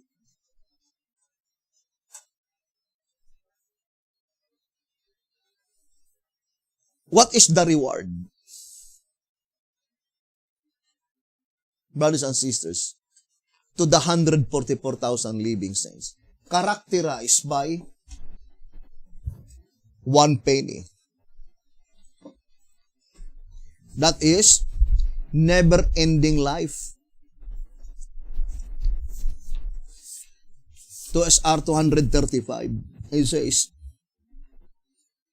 why were the first paid last and the last first? Answer, the pay God's servants receive is eternal life and is characterized by the penny. Therefore, those who are granted the assurance of a never-ending life first are those who were hard last, and according to the parable, it was the company called up the 11th hour. They are those who are marked or sealed by the man with the writer's ink of Ezekiel 9, or as John calls him, the angel with the seal of God, and he sealed or marked 144,000. This glorious company is the first who are granted the assurance of never tasting death. Thus they are paid first. But those who were called early in the morning, Israel after the flesh, are to be resurrected. The righteous, when Christ comes in the clouds, at which time they shall be given immortality. When? When they will be resurrected.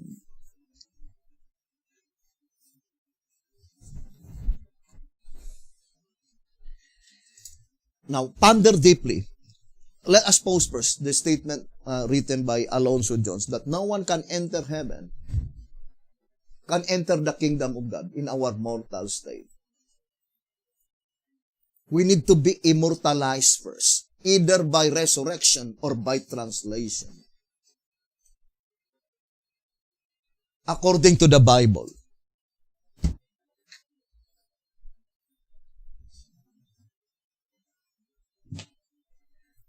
Alonzo Jones.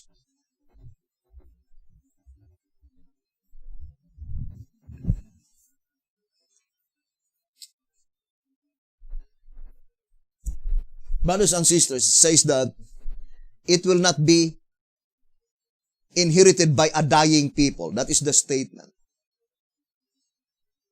They need to be immortalized first.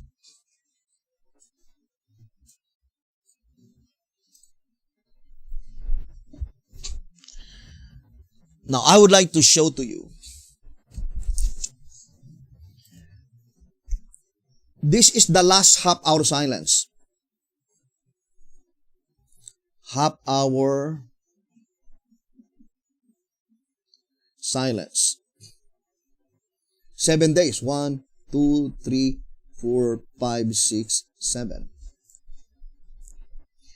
But on the very first day, Jesus Christ descended from most holy place to the earth to deliver the 144,000. Midnight. Early Writings 285. Track number 5, 110. It was at midnight that God chose to deliver His people. So they had been delivered, brought to Mount Zion, to the premillennial kingdom, the everlasting kingdom, on the very first day of the half-hour silence. Is this the half-hour silence mentioned? Brothers and sisters, that after the half-hour silence, the saints granted immortality? It will be contradictory. They entered the kingdom in their mortal state. But the Bible is very plain. Let us read the statement. It says, and they cannot inherit it before the resurrection. For Paul says that flesh and blood, man in a mortal state, cannot inherit the kingdom of God. Neither that corruption inherit incorruption. 1 Corinthians 15:50. Christ's kingdom is an everlasting kingdom which cannot be inherited by dying people. They must first be immortalized by the resurrection or a translation.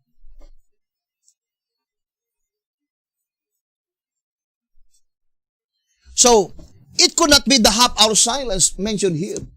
Because the statement in the shepherd's rod, brothers and sisters, they will be immortalized after the half-hour silence. If this is the only half-hour silence, they delivered from the first day, then enter to the everlasting kingdom in their mortal state.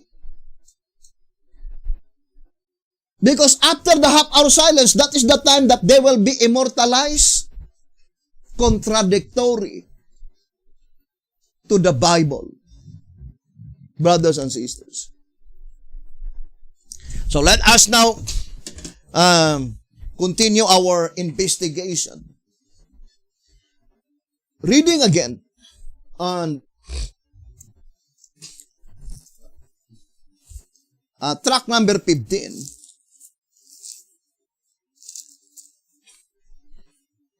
So let us read again in track number 15, page 32.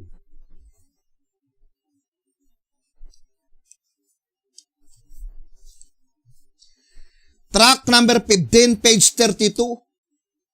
It says,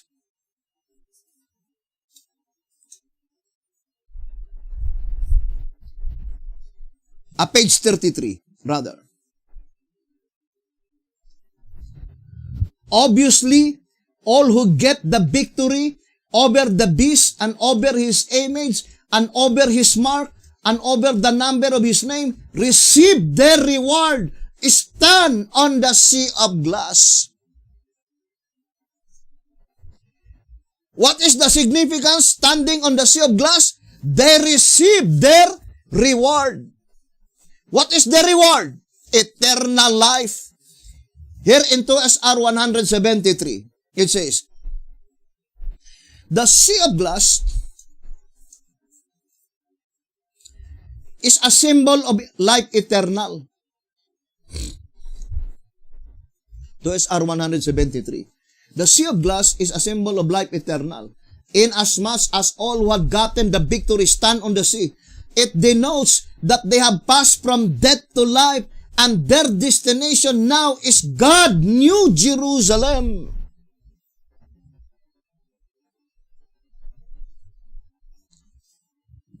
The same with the statement in 12 Symbolic Code number 2. It says, let us read on page 11. 12 Symbolic Code number 2, page 11. They are alive at the time they are sealed, and the sealing enables them to live on. And since the message that is to seal the 144,000 is here, we believe that we are now living in the period when God is going to seal first the 144,000, and when they are sealed, their destination is God, New Jerusalem, not the grave and the resurrection. In track number 1, the statement was page 19. Track number 1, page 19. It says, this mightiest of angels, says the spirit of prophecy, has in his hand the seal of the living God, or of him who alone can give life, who can inscribe upon the forehead the mark.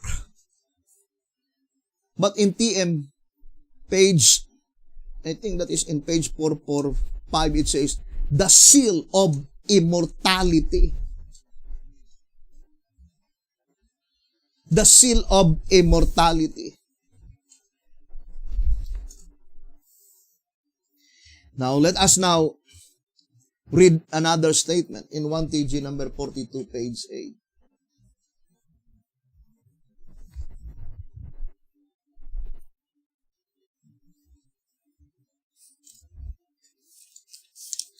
It says,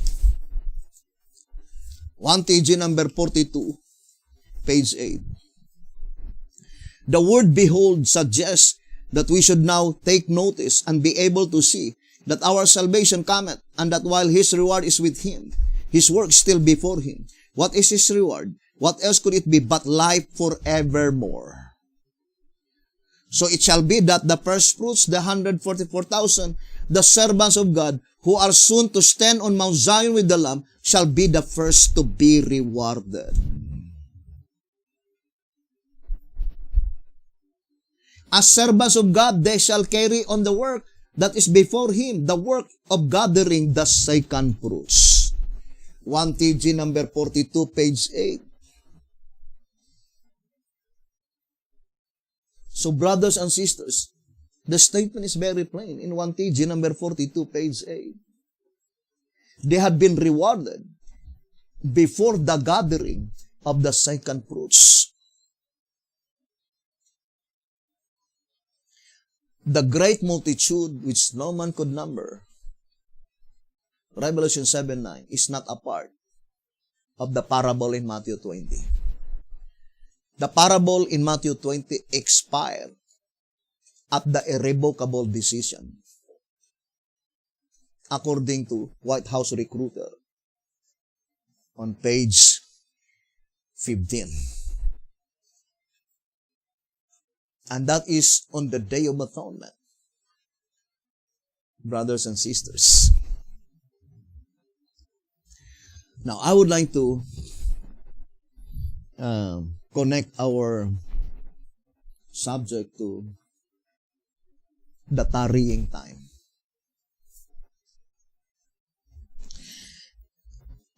Here, the voice of inspiration is plainly telling that the tarrying time is 6 months. Let me see if I could find that reading. It says, how long is the tarrying time? Half a year. How do you know? Because our Lord says at midnight, while the bridegroom tarried.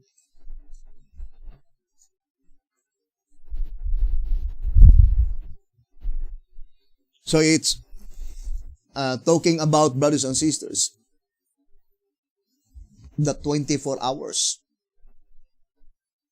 So the voice of inspiration plainly telling that the tarrying time is half a year. How many days? 6 months times 30. 180 days. Is it literal? No. It is symbolical.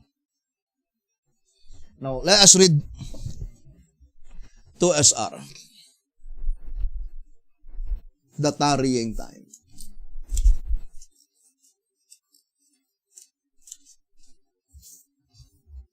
He says here,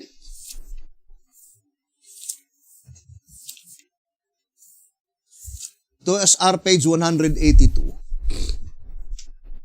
Therefore, the tarrying time must be the judgment for the dead, before the bridegroom came to the investigation of the living, in which time the 10 virgins developed. So that is the time in which they all slumbered and slept. This application is also in perfect harmony with the message to the Laodiceans. See Revelation 3 verse 14-19, Isaiah 52, 1 and 2. So what is the tarrying time? That is the time, the period of the judgment for the dead.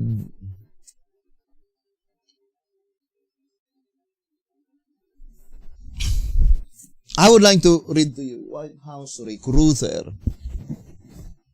Let me see. Here on White House Recruiter, on page 21, it says,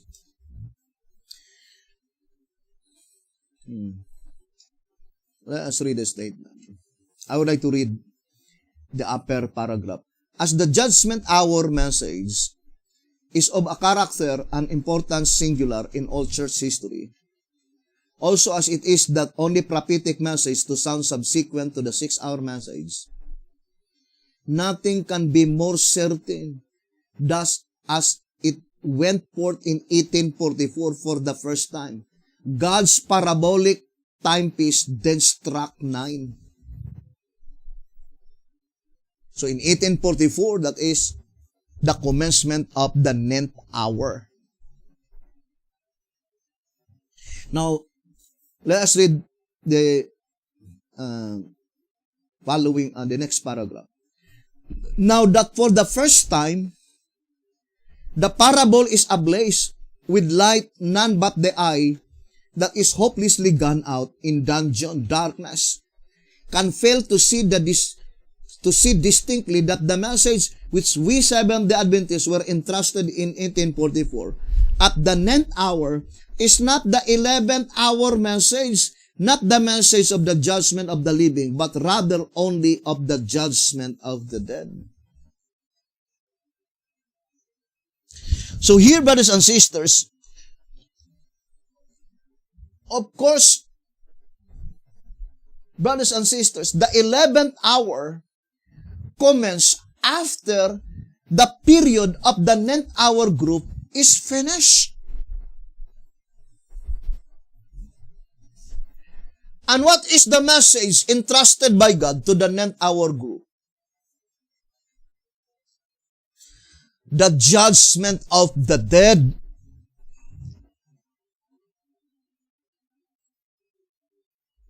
Now let us read 2SR.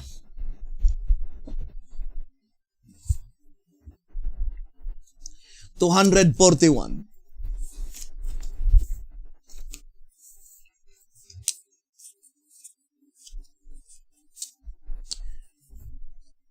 To SR 241. Therefore, the prophecy by Enoch commenced its fulfillment in 1844. That is the 9th hour. At which time the Lord came with the names and records of those who are sleeping in the grave. And when the investigation of the dead is finished, then He comes with the names of the living saints.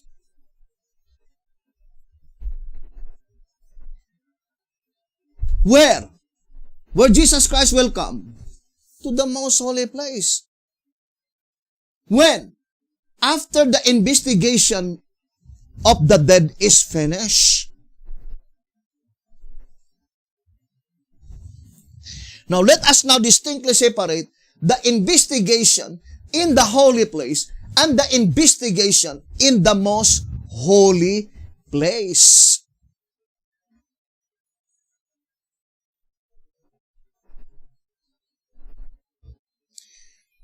In tract number 3, page 18, it says, hence his mediatorial work began first in the holy, then in the most holy.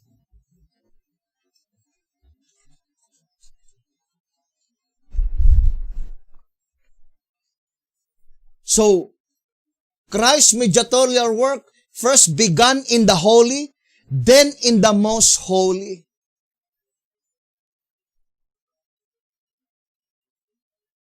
So, that is very plain. The proceedings in the holy place must come first before the proceeding in the most holy place.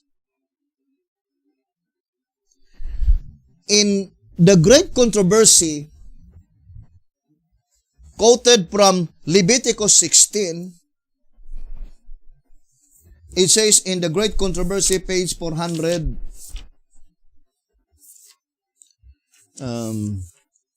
let us read the statement.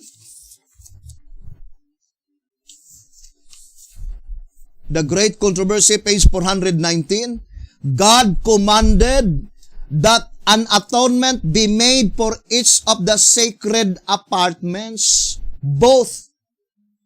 There must be an atonement in the holy place, and there must be an atonement in the most holy place. And the quotation is Leviticus 16 to 19. What is atonement? Removal.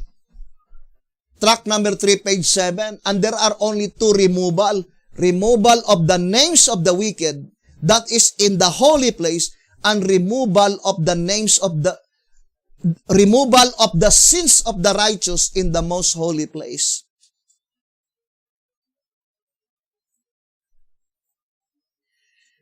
But to SR 164, it points out to the judgment for the dead will close. Removal of the names of the wicked under the dead among the congregation of the dead. Because the statement in 2SR 164, it says, brothers and sisters, while the investigation for the congregation of the dead is in progress, there can be no separation among the congregation of the living. 2SR 164. Now, how do we know that in April 1, 2020, the judgment for the dead is finished in the holy place? That April 2, 2020 is the commencement of the investigation among the congregation that pertains to the living.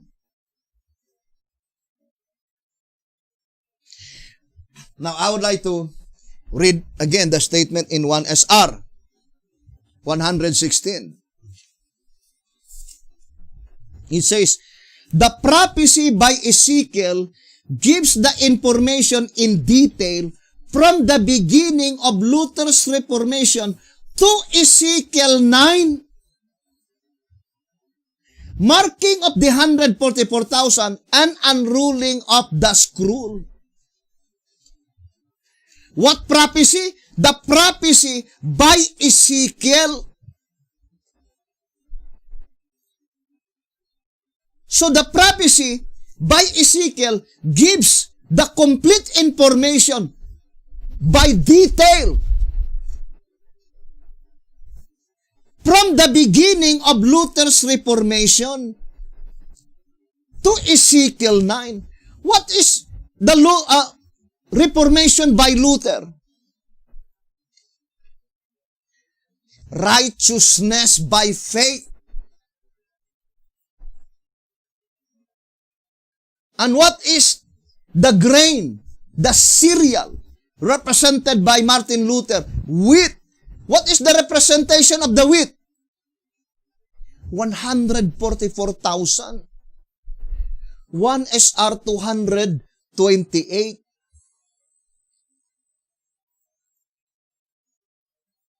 That is very plain. Therefore, brothers and sisters, it cannot be referred in reality in 15 or in the days of Martin Luther, but that is the groundwork. Here in 2SR 213, it says, therefore, the Reformation by Luther falls under the fifth seal, and after it was opened,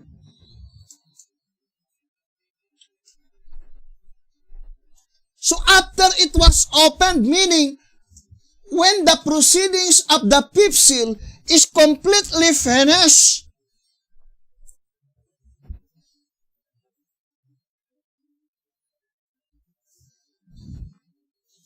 so let us now ponder deeply the statement.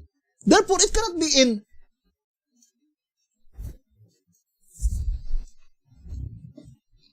the days of Martin Luther, but that is the groundwork. Double prophecy. It was given by God unto us, brothers and sisters, that in the perfect fulfillment of the prophecy, it must be found in the 430 years.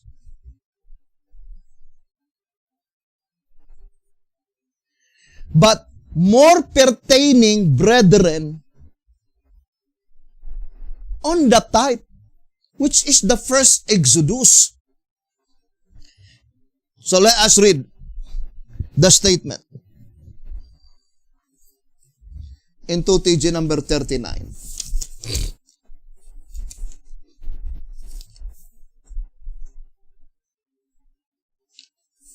It says here,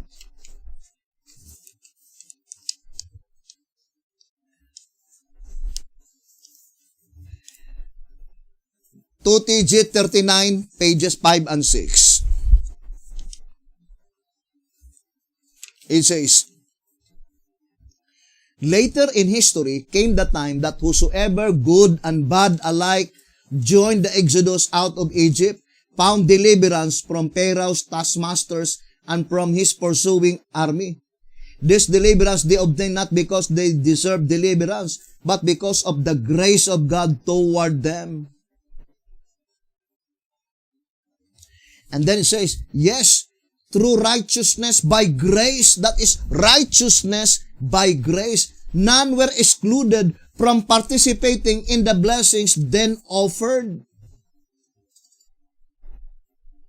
Having been given the righteousness by grace sufficient to cross the sea, and having come into the desert, they were then given the finest chance to exercise righteousness by faith.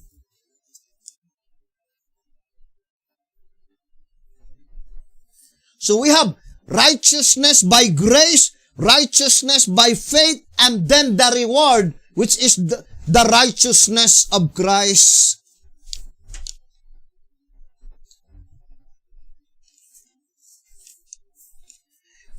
Now here in 2TG 39,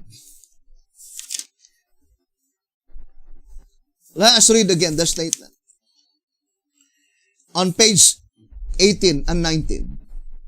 Since we have seen that the 430 years ended in 1930, what is the 430 years that ended in 1930?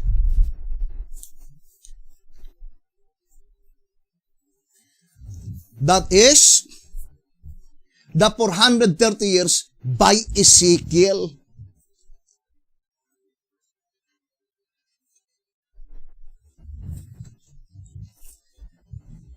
Let us read first 2SR 275.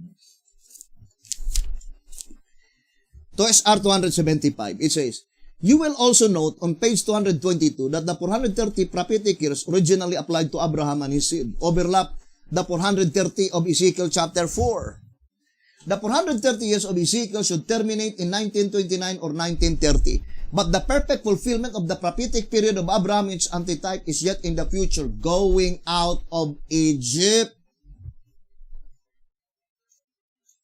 And then it says in the last sentence, Ezekiel's prophecy is intended to point forward to the announcement of the predicted reformation and the one through Abraham to its completion, Ezekiel 9. So the prophecy by Ezekiel, the focal point is to point forward to announce the predicted reformation.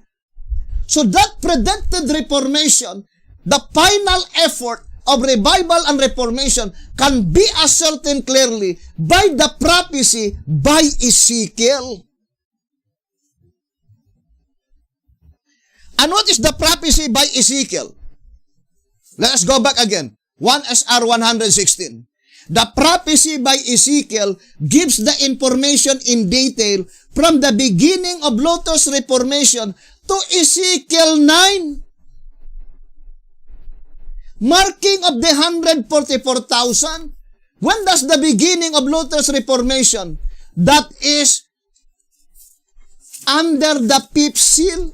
Let us go back to 2SR 213. Therefore, the Reformation by Luther falls under the fifth seal, and after it was opened.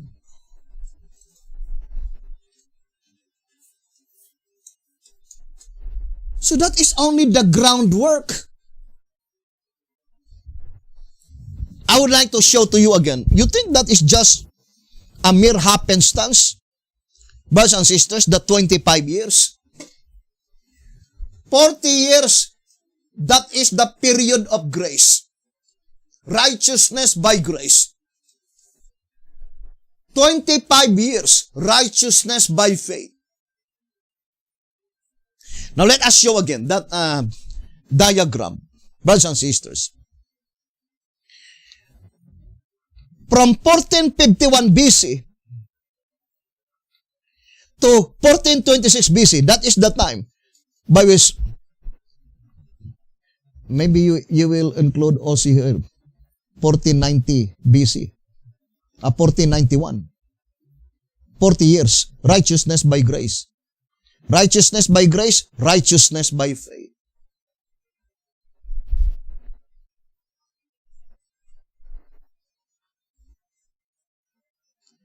So, 40 years, righteousness by grace. You think it is just a mere happenstance, brethren?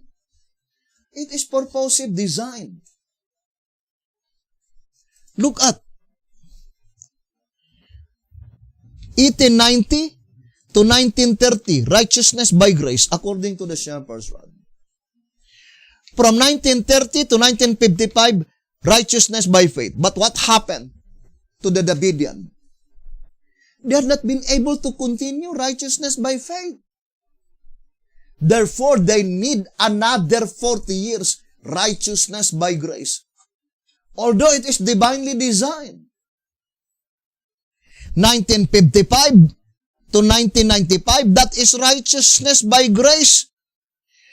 From 1995 plus 25, 2020, that is righteousness by faith.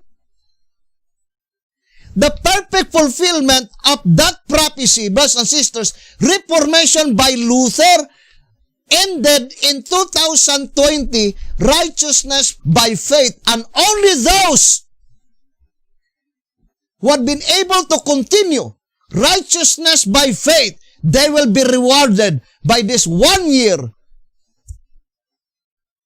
one added year provisionary time to make good, brothers and sisters. Or in other words, in 2020, April 1, 2020, the fifth seal is finished. The fifth seal was in the past. The fifth seal was open. And the sixth seal, the opening of the sixth seal commenced. Where? In the most holy place. But in the holy place, the sixth seal is finished. And the commencement, the opening of the seventh seal began.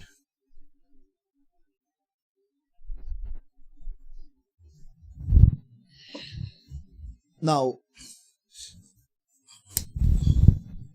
I would like to read the prophecy by Ezekiel. Let us read Ezekiel 45.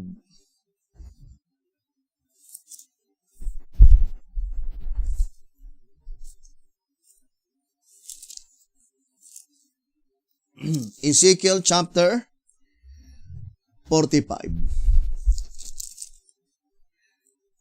So, I would like to read to you, brothers and sisters, first.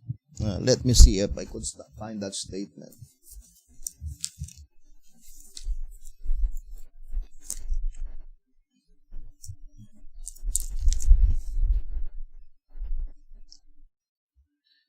Where I would like to read here. It says, after reading,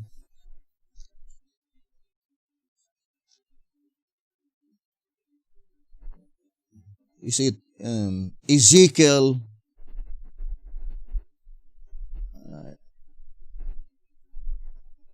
40 verse 2. So, it is concerning Ezekiel 40 verse 2. Can you find that statement? Number 8. Number 8.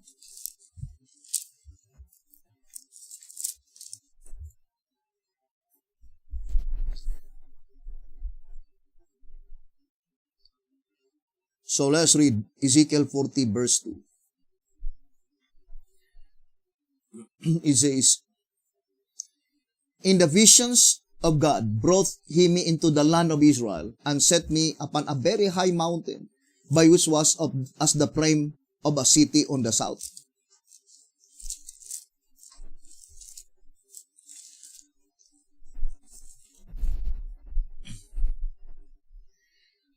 I would like to read first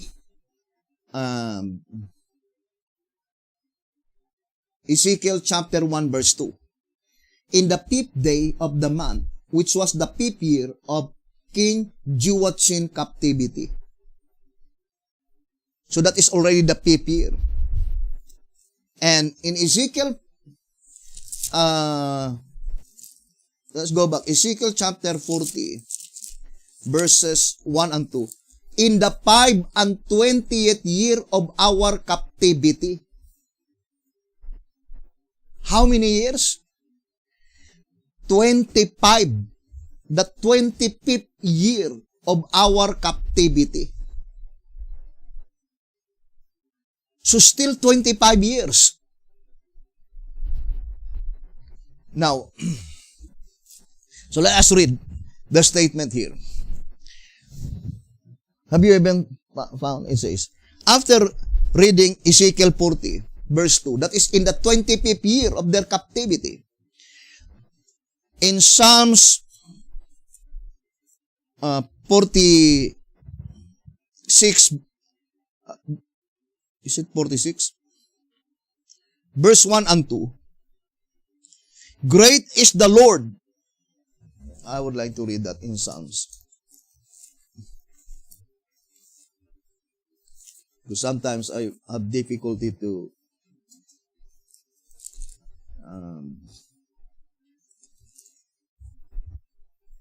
Psalms 48, verse 1 and 2. Great is the Lord, and greatly to be praised in the city of our God, in the mountain of His holiness. Beautiful for situation, the joy of the whole earth is Mount Zion, on the sides of the north, the city of the great King. Psalms 48, verse 1 and 2. And then it says, Great is the Lord, and greatly to be praised in the city of our God, in the mountain of His holiness.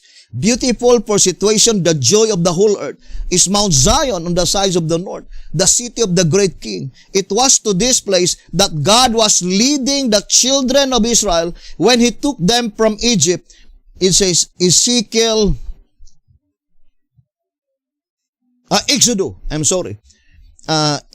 15, verse 17. Thou shalt bring them in and plant them in the mountain of thine inheritance, in the place, O Lord, which thou hast made for thee to dwell in the sanctuary, O Lord, which thy hands have established. It is this place which Ezekiel saw, and which he has described for us with so much minuteness that our minds are overwhelmed. Of the place which Ezekiel saw, God said to him, Son of man, this is the place of my throne, and the place of the soles of my feet, where I will dwell in the midst of the children of Israel forever. And it says Ezekiel 43, verse 7. Now let us read. Ezekiel 43, verse 7. And he said unto me, Son of man, the place of my throne, and the place of the soles of my feet, where I dwell in the midst of the children of Israel forever. But I would like to go back in Ezekiel 43, verse 2 and 3. And I beheld the glory of the God of Israel came from the way of the east, and his voice was like a noise of many waters, and the earth shined with his glory, and it was according to the appearance of the vision which I saw, even according to the vision that I saw when I came to destroy the city. And the visions were like the vision that I saw by the river Chebar, and I fell upon my face. So, the first vision of Ezekiel, brothers and sisters, is in the 5th year of their captivity. And then, on the 25th year of their captivity, the vision repeated again, the same vision concerning that 4 living creatures, according to the voice of inspiration. Now, let us read in the vision that was given by God to Ezekiel. In Ezekiel 45 verse 18, it says, Thus said the Lord God, in the first month, that is April, in the first month, in the first day of the month, thou shalt take a young bullock without blemish and cleanse the sanctuary. Brothers and sisters, there is no cleansing of the sanctuary on April 1. But here's the mystery of the prophecy by Ezekiel, as stated in 1 SR 116. That April 1, 2020, that is Day of Atonement. Therefore, God already revealed in the Bible that that final Day of Atonement that pertains to the dead ended on April 1, 2020, by which in Bible calendar, that is October 10. Now let us go to timeanddeath.com. Gregorian calendar. April 1, 2020. You see, in Bible calendar, that is October 10, 2021. And it will never happen again, brothers and sisters. So this is one of the absolute proof that 1,000 years ago, it was already predicted beforehand, brothers and sisters, that this is the first visitation of Jesus Christ. When the cherubim visits the earth to give message to Ezekiel, that is the Day of Atonement. After all the names of the wicked under the judgment that pertains to the dead is completely ended. That before the judgment for the living begins, there must be a message of present truth first. 2 SR 164. But when our high priest shall begin the atonement for the living, there must be a message of present truth first. And it was illustrated by Christ's visitation on the earth to give the present truth to Ezekiel. Now let us read tract number 1.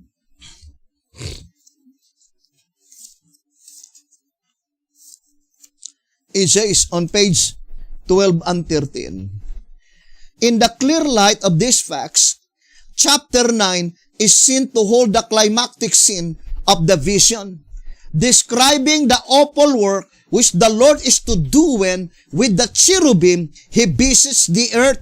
It shows the fearsome consequences to those who rejects its message. Its blessings miss, the kingdom lost, tragic, frightful experience. It shall be the fate of all who refuse now to awake and to know about it, but who choose rather to remain in ignorance of its truth and of the object of the Lord's coming in His throne. As the prophet was looking toward the north, he saw a great cloud coming like a whirlwind to earth. Watching with intense interest, is drawing nearer and nearer. Finally, he saw the living creatures, the whales and the rest, the appearance of the likeness of the glory of the Lord. Whereupon I fell, he says, upon my face, and I heard a voice of the one that spake unmistakably, the Lord Himself come to give a message to Ezekiel. And what is the message given by God to Ezekiel? God says, eat the Bible, eat the book, and according to tract number 1, page 29 and page 30, that book is the Bible. And the Bible contains the complete formula of the plan of redemption. 1 TG number 10, page 18. So the message that was given by God to Ezekiel is the complete revelation of the plan of redemption. and it was rebuilt through sanctuary construction and service to SR 187. Therefore, that is the complete unfoldment of the Bible explained by the book of Revelation, because in 2SR page 9, to understand the Revelation is to understand the Bible. And the entire book of Revelation, according to track 15 page 13, God gave to John the entire proceedings in the heavenly sanctuary from start to finish. And that is the message that was entrusted by God to antitypical Ezekiel, which is on the Day of Atonement, by which in Gregorian calendar, that is April 1. Brothers and sisters. Now, there's another statement in Answerer. Answerer number 3. On page 13. This chart enables us to see that just as one solar season matches another, the vernal equinox matches the autumnal equinox. Now, I would like to prove to you that this statement is also one of the infallible proofs, because the commencement of the judgment of the dead is October 22, 1844. Brothers and sisters, how many years the tarrying time, which pertains to the entire proceedings that pertains to the dead? Half a year, 6 months, and that is 180 days. But that is not literal. That is 180 years. And that 180 is proven with that statement, the tarrying time. That is also proven with the 3 full hours, 2SR 233. 1 hour, there are 30 minutes. Brothers and sisters, 60 minutes rather. 1 hour, there are 60 minutes. 3 times 60 equals 180. It is also pointing to the age of Isaac, because Isaac, brothers and sisters, represent the work of Jesus Christ. The life of Isaac represent the work of Jesus Christ in the heavenly sanctuary. And Isaac died at the age of 180. And from October 22, 1844, up to March 22, 2022, that is 180 years. But that is autumnal equinox matches to the vernal equinox. October 22, let us look at October 22, 1844. October 22, 1844. That is Tuesday.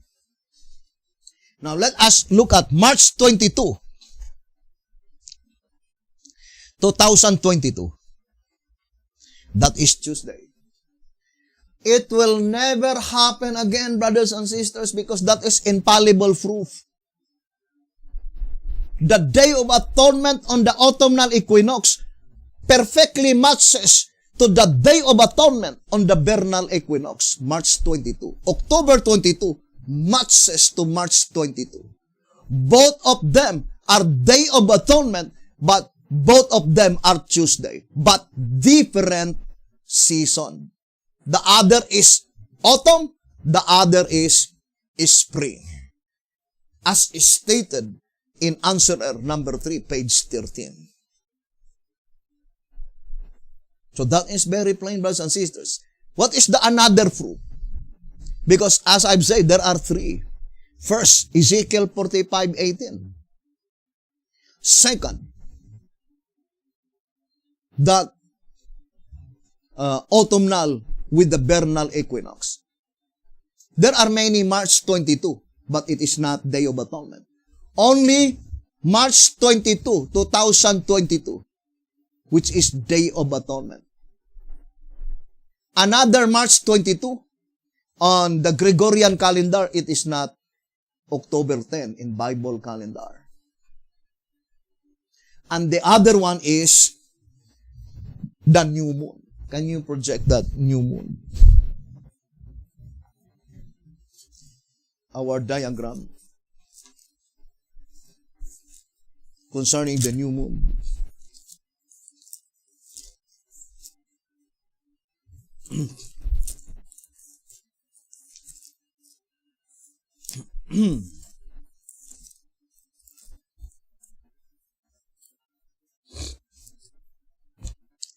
Only the new moon.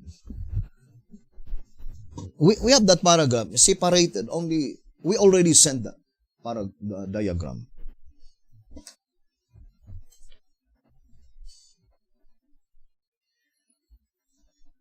From October 11 to October 22. Then you have March 24.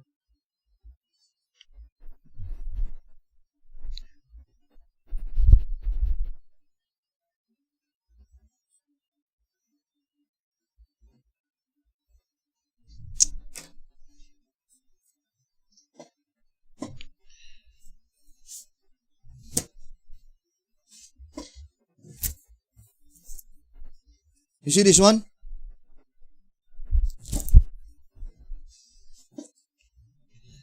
So, God is infallible God. Look at the new moon in 1844. That is October 11. Brothers and sisters. Then, you will count 10 days. October 21, Day of Atonement. So, the 10th day of the new moon is the Day of Atonement. And pointing to the commencement of the proceedings in the most holy place. Now, brothers and sisters, but in 2020, the new moon appeared on March 24. It ended on April 2. This is October 11.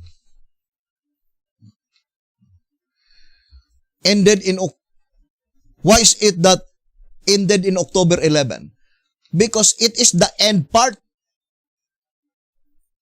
Ended on October 10 because this is the commencement. This is the end part. So God is a perfect God. In order for us to understand that the judgment that pertains to the dead is finished, God allowed the new moon to appear on March 24. If the new moon appeared on March 23, then it will fall on October 10. Then it is not the end part. Because end part must be after the Day of Atonement. So, indicates that this new moon points out that the proceedings that pertains to the dead in the holy place is finished, and the proceedings that pertains to the living commence. And it will never be repeated again, brothers and sisters. It will never be repeated again. And I would like to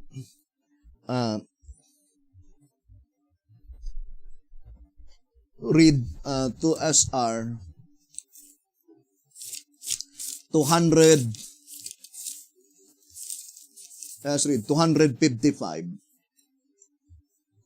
It says, "We may not presume that God had brought about these coincidences without an object in view.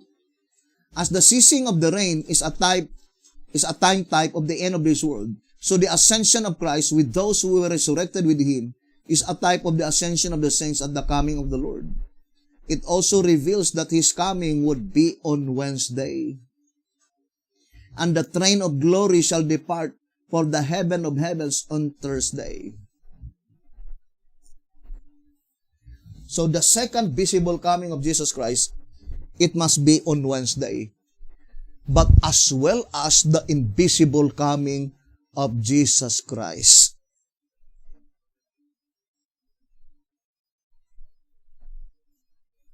Now, let us look at again, April 1, 2020.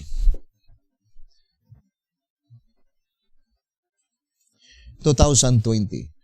You see, that is Wednesday. That is October 10, 2021.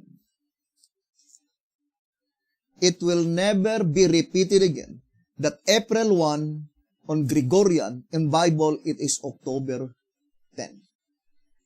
And it takes thousands of years to repeat again that April 1 is October 10 in Bible calendar. But the fact is that it will never fall on Wednesday. So, God placed in our hands infallible proofs by which those events will never be repeated again. So, we will gradually be showing to you, brothers and sisters, that we need to understand this message before the exact 11th hour actually commence.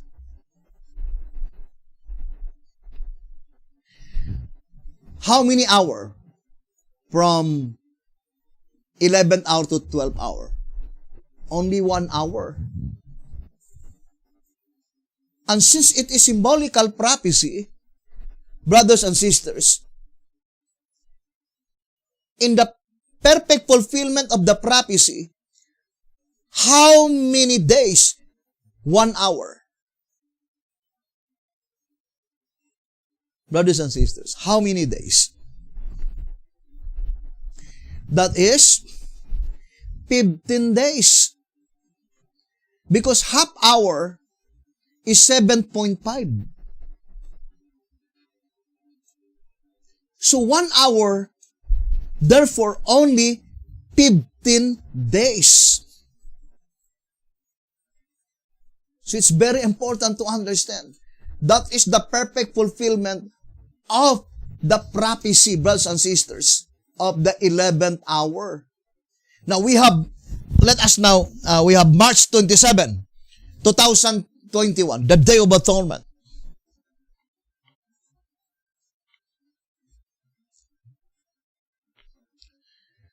Then let us count backward 15 days.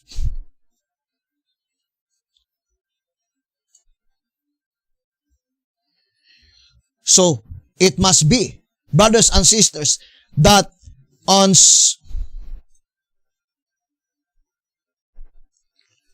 March 12, 2021, Gregorian calendar, that is the time that those who want to be among the 144,000, they could be able to sing that song, because only those who could sing that song, that their names will be retained in the Lamb's Book of Life.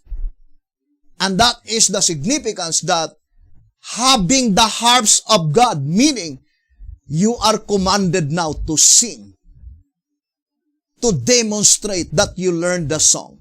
I would like to read here in the Old Symbolical. It says here, in 3 Symbolic Code number 1, page 10, 3 Symbolic Code number 1, page 10, it says, I would like to read the statement. It's being understood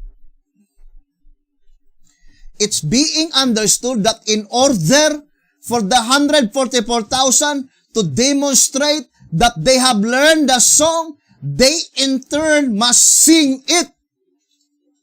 Otherwise, it would do them no good to learn it. They need to sing it, and that is our duty, brothers and sisters, to sing that song on that very hour, the 11th hour, 15 days before the blotting out of names. We will continue this subject, brothers and sisters, hoping that the good Lord will bless us. Thank you very much for listening and viewing this program. Have a beautiful and wonderful evening.